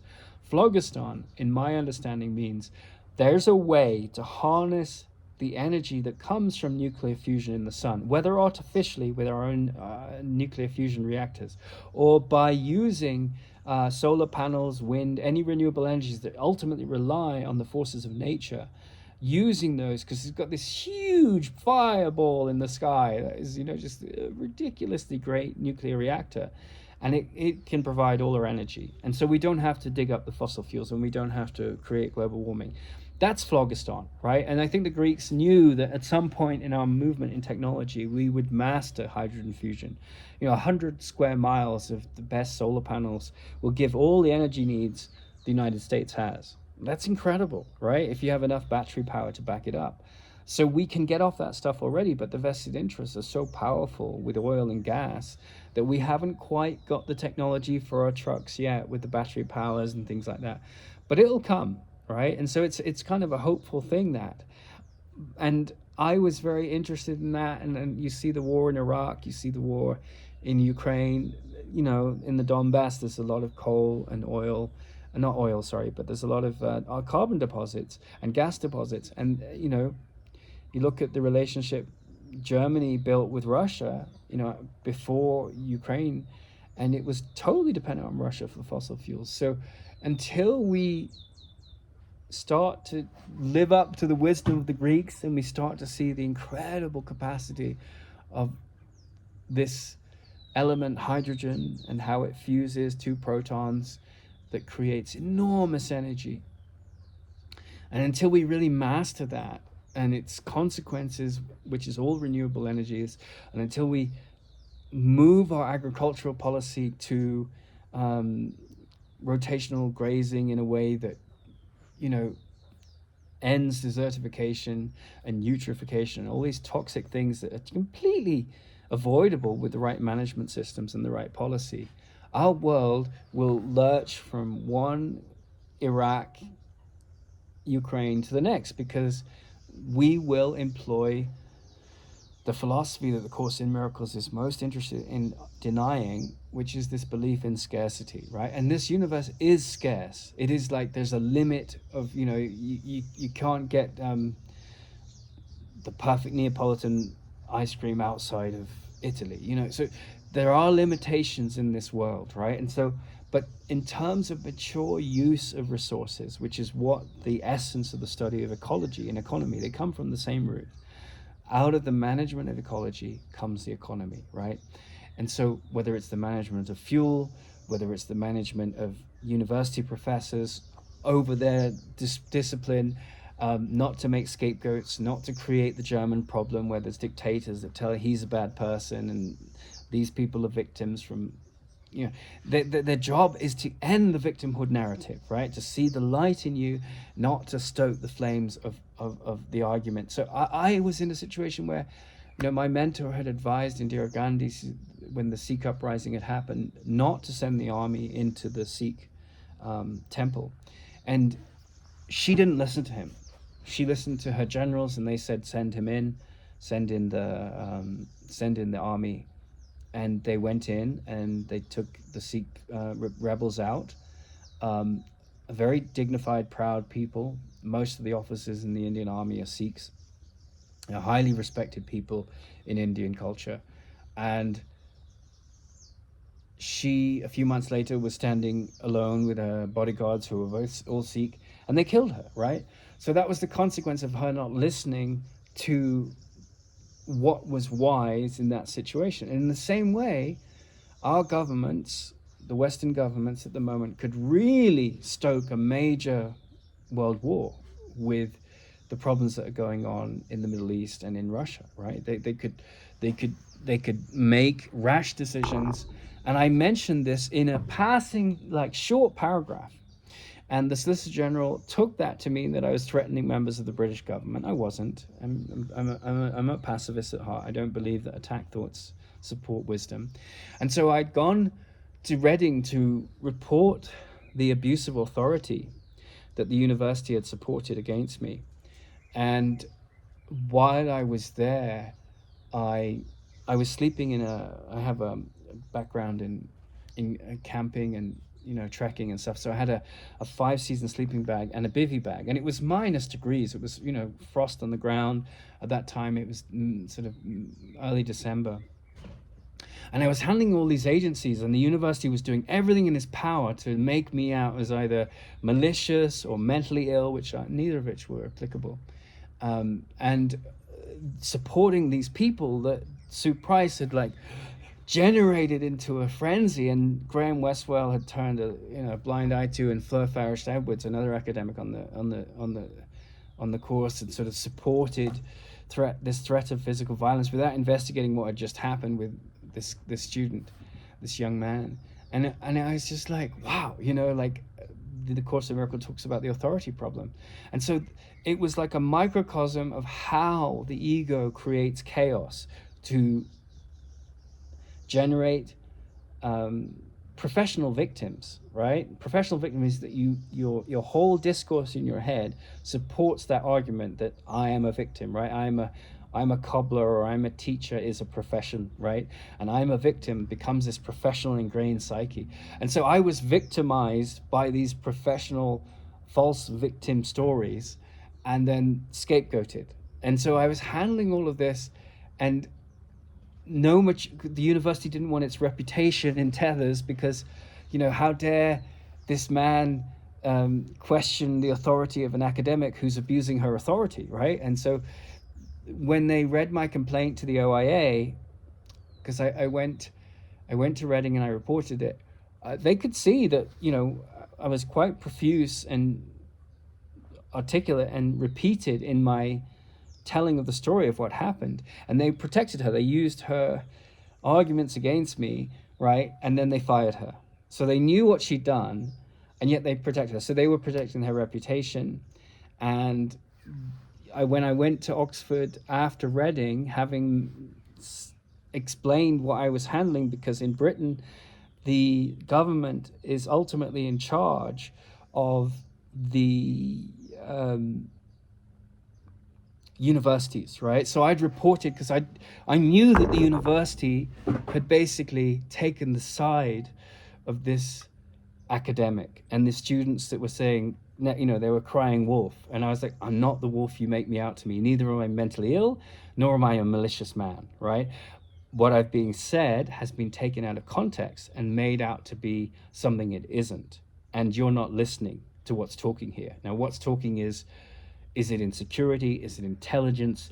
Is it retributive, egotistical fear? What is it, right? And so what was talking in me was like, I don't want to attack any of these people. I'm not feeling safe.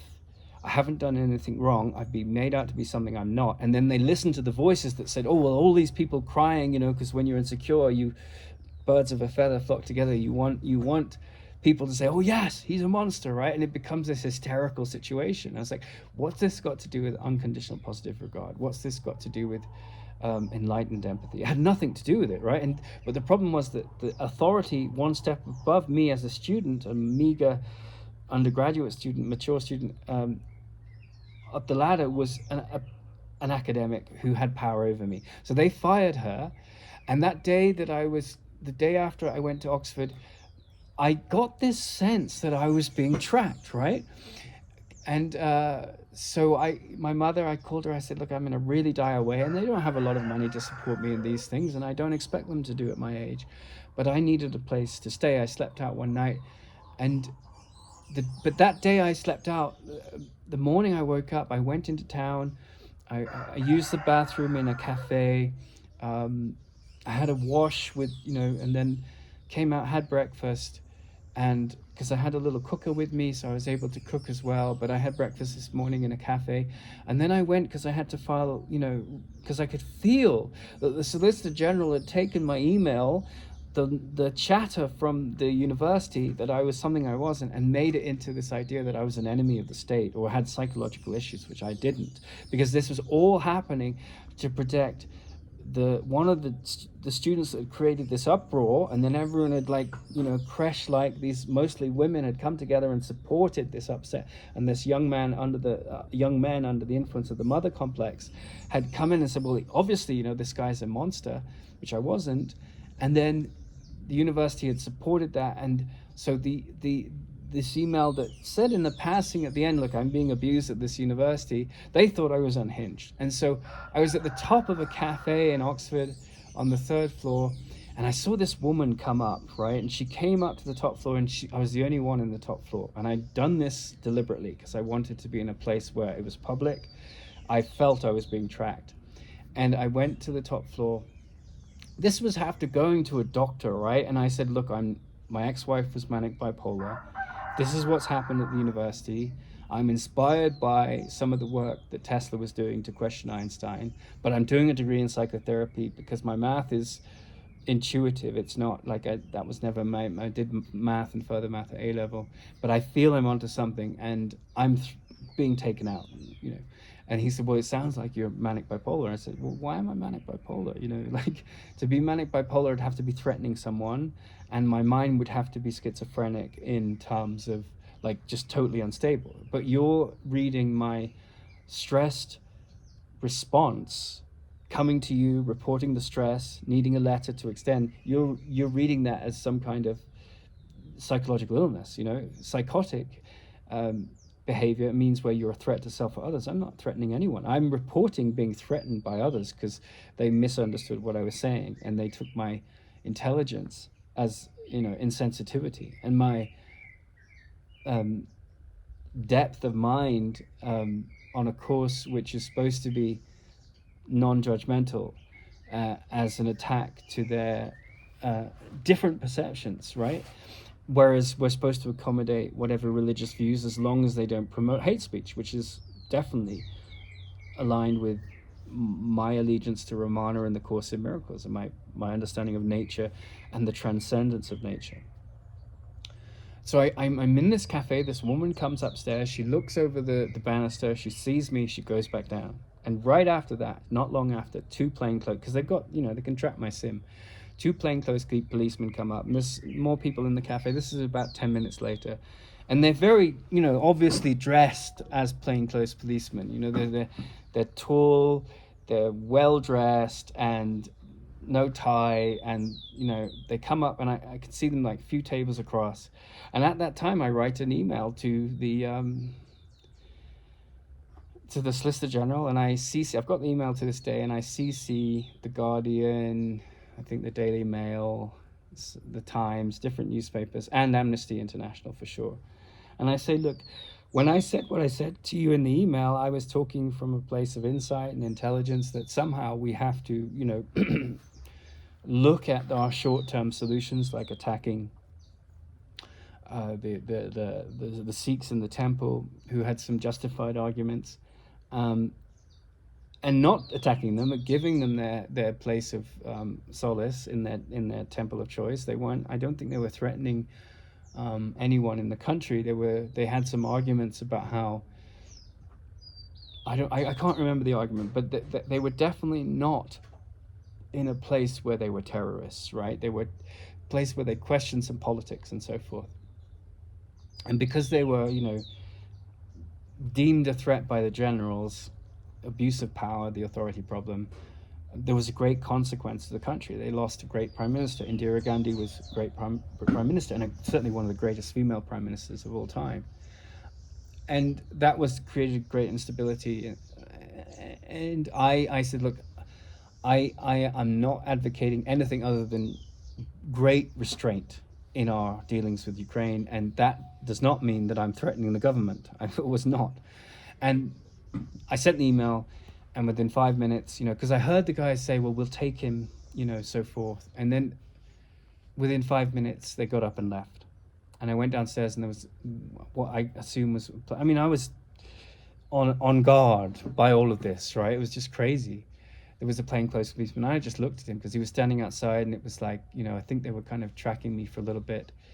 And then I went to a youth hostel to wash my clothes and to spend the night in Oxford.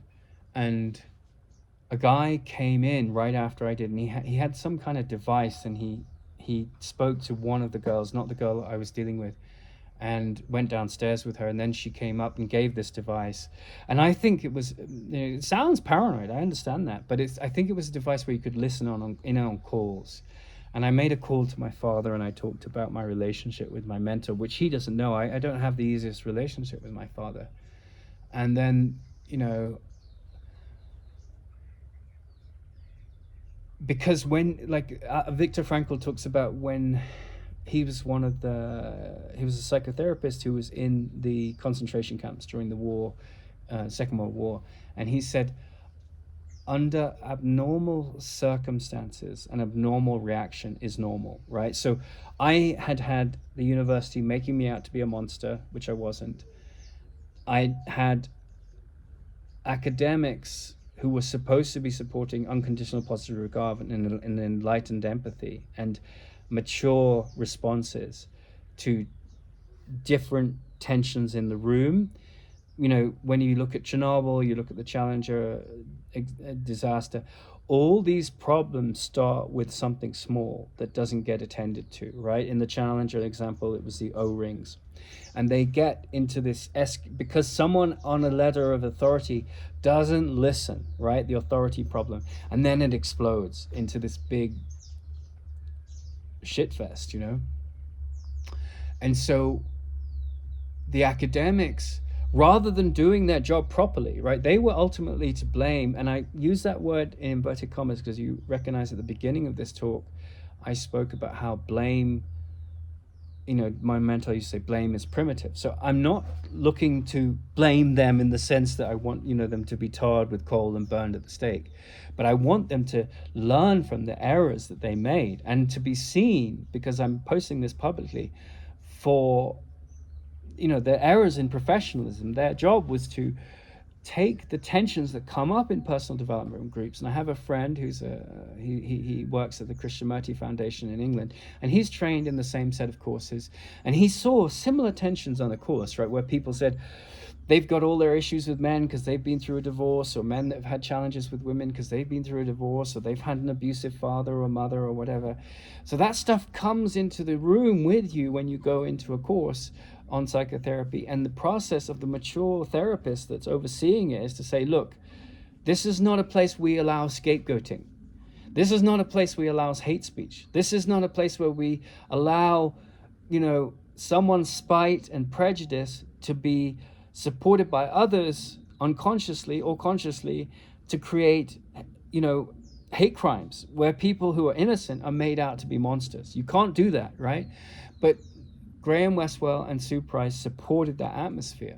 So all came from their era of overseeing what needs to be overseen, right?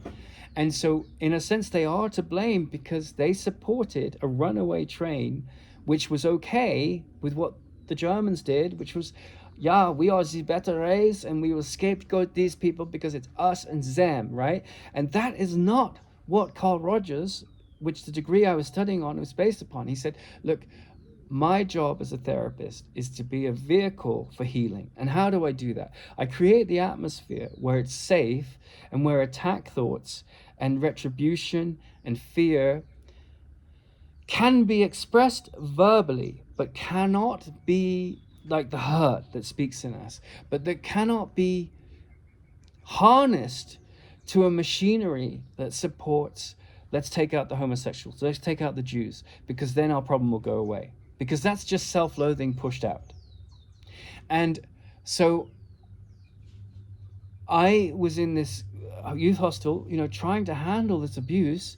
I'd gone up the ladder of command because everywhere up the ladder of command, the authorities supported the lies, right? And the prejudice, the malicious prejudice. Now, I went to Carol Wilson. I said, I don't want these people to get hurt, and I don't think badly of them. I know what's talking them is their pain and their misinterpretation of what I'm saying. But even if I said something that I had deliberately meant to hurt them, which I didn't, then to take me out in this atmosphere of unconditional positive regard is hardly an attunement with the course, right? And to make me out as a problem figure because I'm intelligent, right? I'm not a person that's been in trouble with the police ever in my life. Right? I've never broken the law. I've skipped a few train tickets now and then. I've done some pickpocketing in it as a teenager, but I'm not a criminal, right? And that was just teenage rebellious stuff. And when I was threatened at the university, the whole system was against me. And to plead my innocence, I was guilty before being proven innocent by the testimony of people who just made me out as insensitive, right? And misogynistic. And you can say he's a pedophile, he's a misogynist. You can put these labels on people. I'm not a pedophile, I'm not a misogynist, I'm not interested in children in any way whatsoever. I'm using that because it's an extreme example, right? And if you do have a pedophile, what kind of psychological illness is that person got going on in his head, right? If you just exterminate him from the Vasana point of view, right? That doesn't get healed. The Vasana point of view is that we're a bag, the mind is a bag of thoughts, right? That produces our genetics, that creates the body. So unless we attend to the thoughts, we create endless enmity. We create endless scapegoating and endless victimhood. Now, I'm not saying that a pedophile shouldn't go to jail, right? But it might be a jail where they can look into their conscious mind and attend to it. Now, I'm not trying to fix the world. The world can't be fixed, right? Policies will come and change. We will listen to the Alan Savorys, the great ecologists of this world, or we won't, right? And there will be consequences when we don't listen to intelligence. And that will happen in the realm of nature. And we have to handle that as best we can. And we do, right? So, and also technology just comes along and radically changes things. 30 years ago, there's a whole slew of professions like data scientists around today that didn't exist then. And that will be the same 30 years from now. AI is another revolution that's coming along.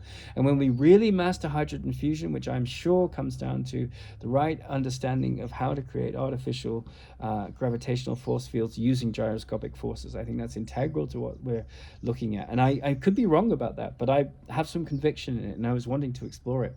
All of that was off the table. when, you know, I complained about the way the police were handling it. They still haven't gone on the case. I complained about how the university supported essentially what was hate speech, right? There was condemning a white straight male because he had an opinion on, you know, the challenges he had with his ex-wife. And you know, I had a dream while I was processing some of those things, and I saw my mother's anima, right? Animus, which is the masculine aspect of the female, and I saw her trying to kill my a partner, a woman, and myself in the dream, and we ran away from her and him rather, because it was a masculine character, but I knew it was my mother's animus, and we ran towards an elevator that was going up, which means in dream psychology, you know, elevation of consciousness. And I ran in holding my partner's hand, my female partner's hand, and then I quickly ducked out with her, and we hid beneath some stairs. And then the animus of my mother ran into the elevator, and the elevator, like a Terminator movie elevator, closed and killed the animals.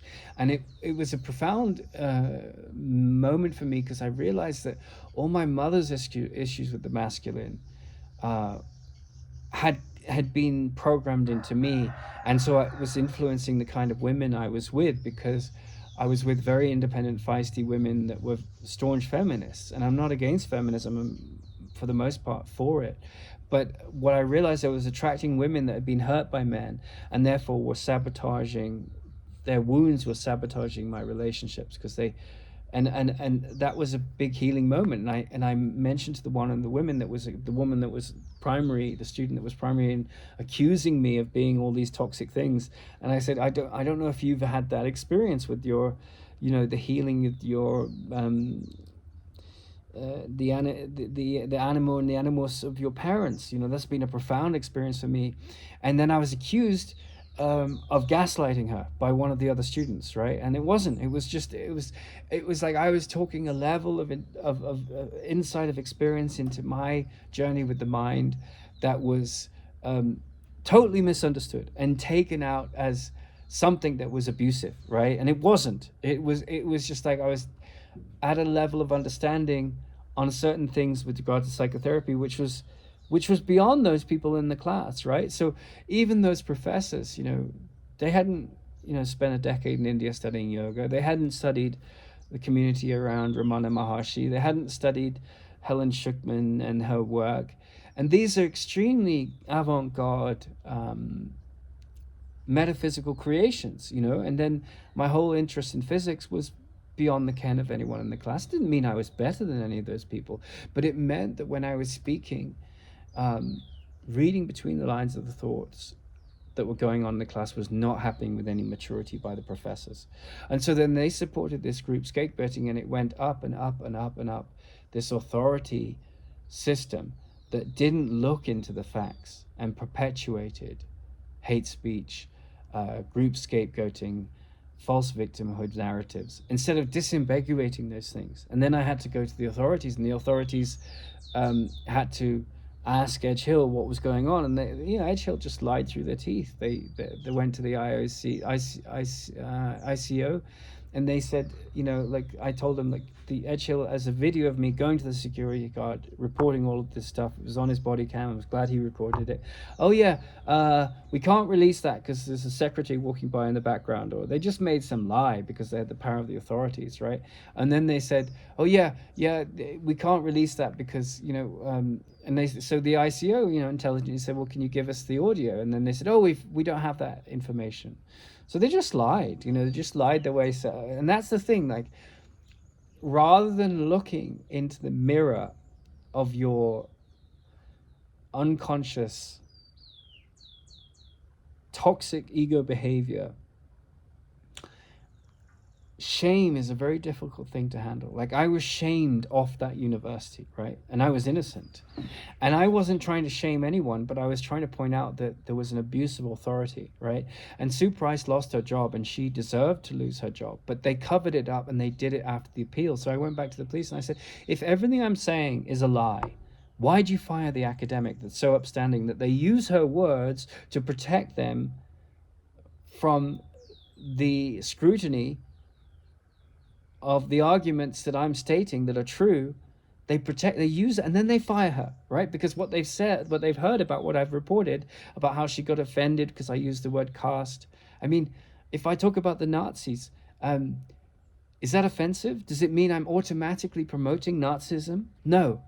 But she was going down that track because she was very insecure. Like Joseph Campbell said, if you're getting a PhD to fill in an insecurity complex, don't, right? And a lot of people get PhDs to do that.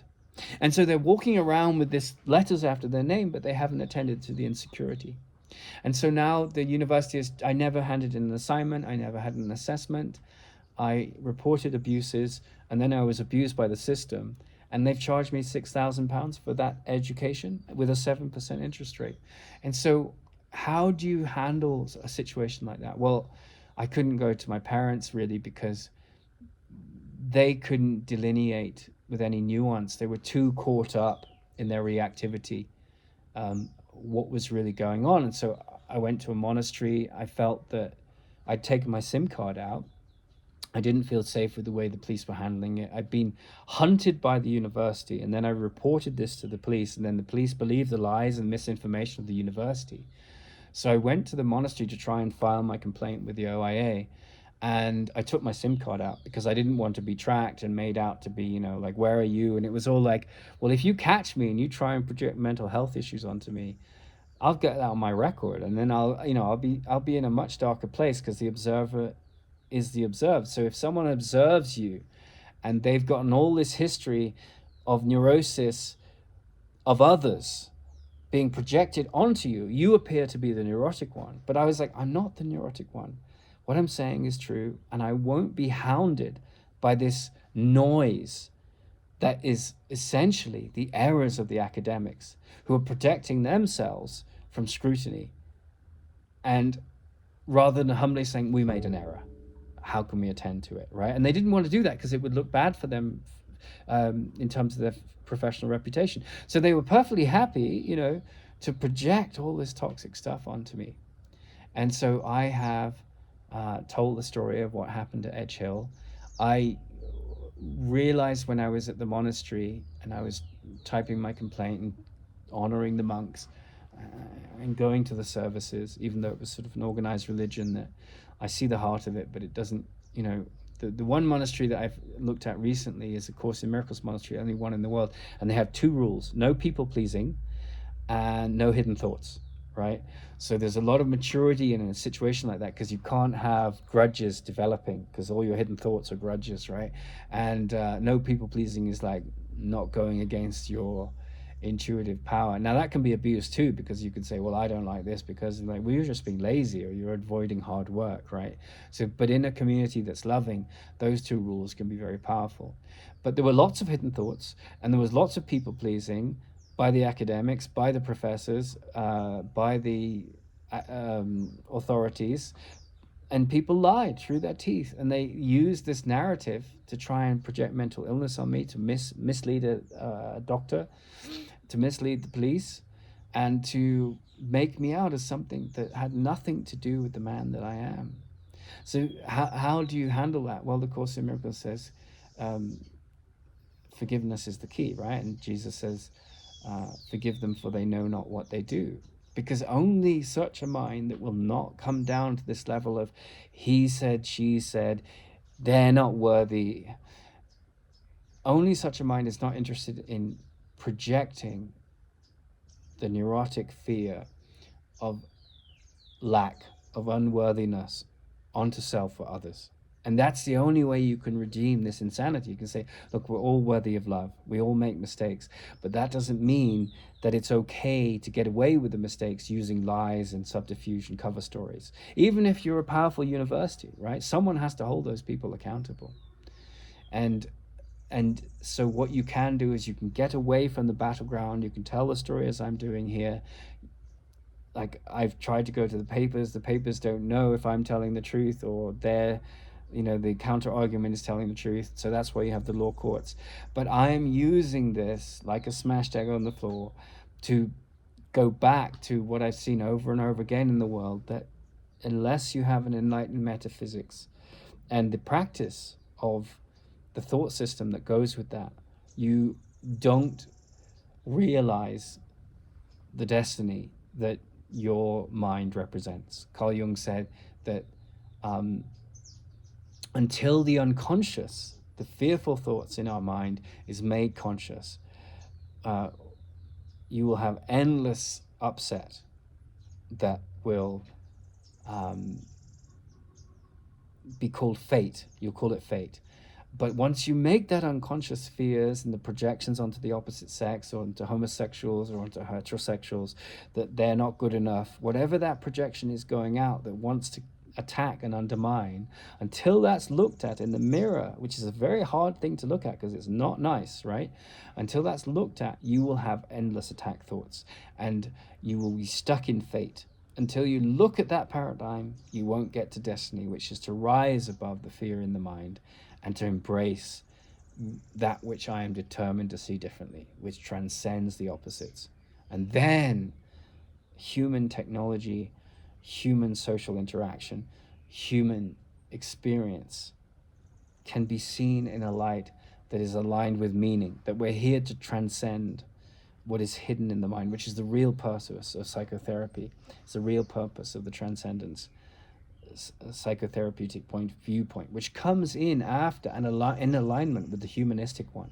And Carl Rogers' work at the course I was on in Edgehill University is humanistic, right? And humanistic is like the value of the human being, not the value of feminists over everyone else, not the value of people that are against feminists over everyone else. That just creates endless enmity. But the value of the humanist, that the human being is valuable, whether you're a man, woman, transgender, white, gray, black, green, you have the capacity to rise to something which is enlightened, which is the ending of all gods, the ending of all idols, and the resurrection of meaning in the format of a human being that sees the dignity in all and does not resort to attack and defense thoughts, and finds community and cooperation and uses competition to transcend and reach for the stars, both within and without.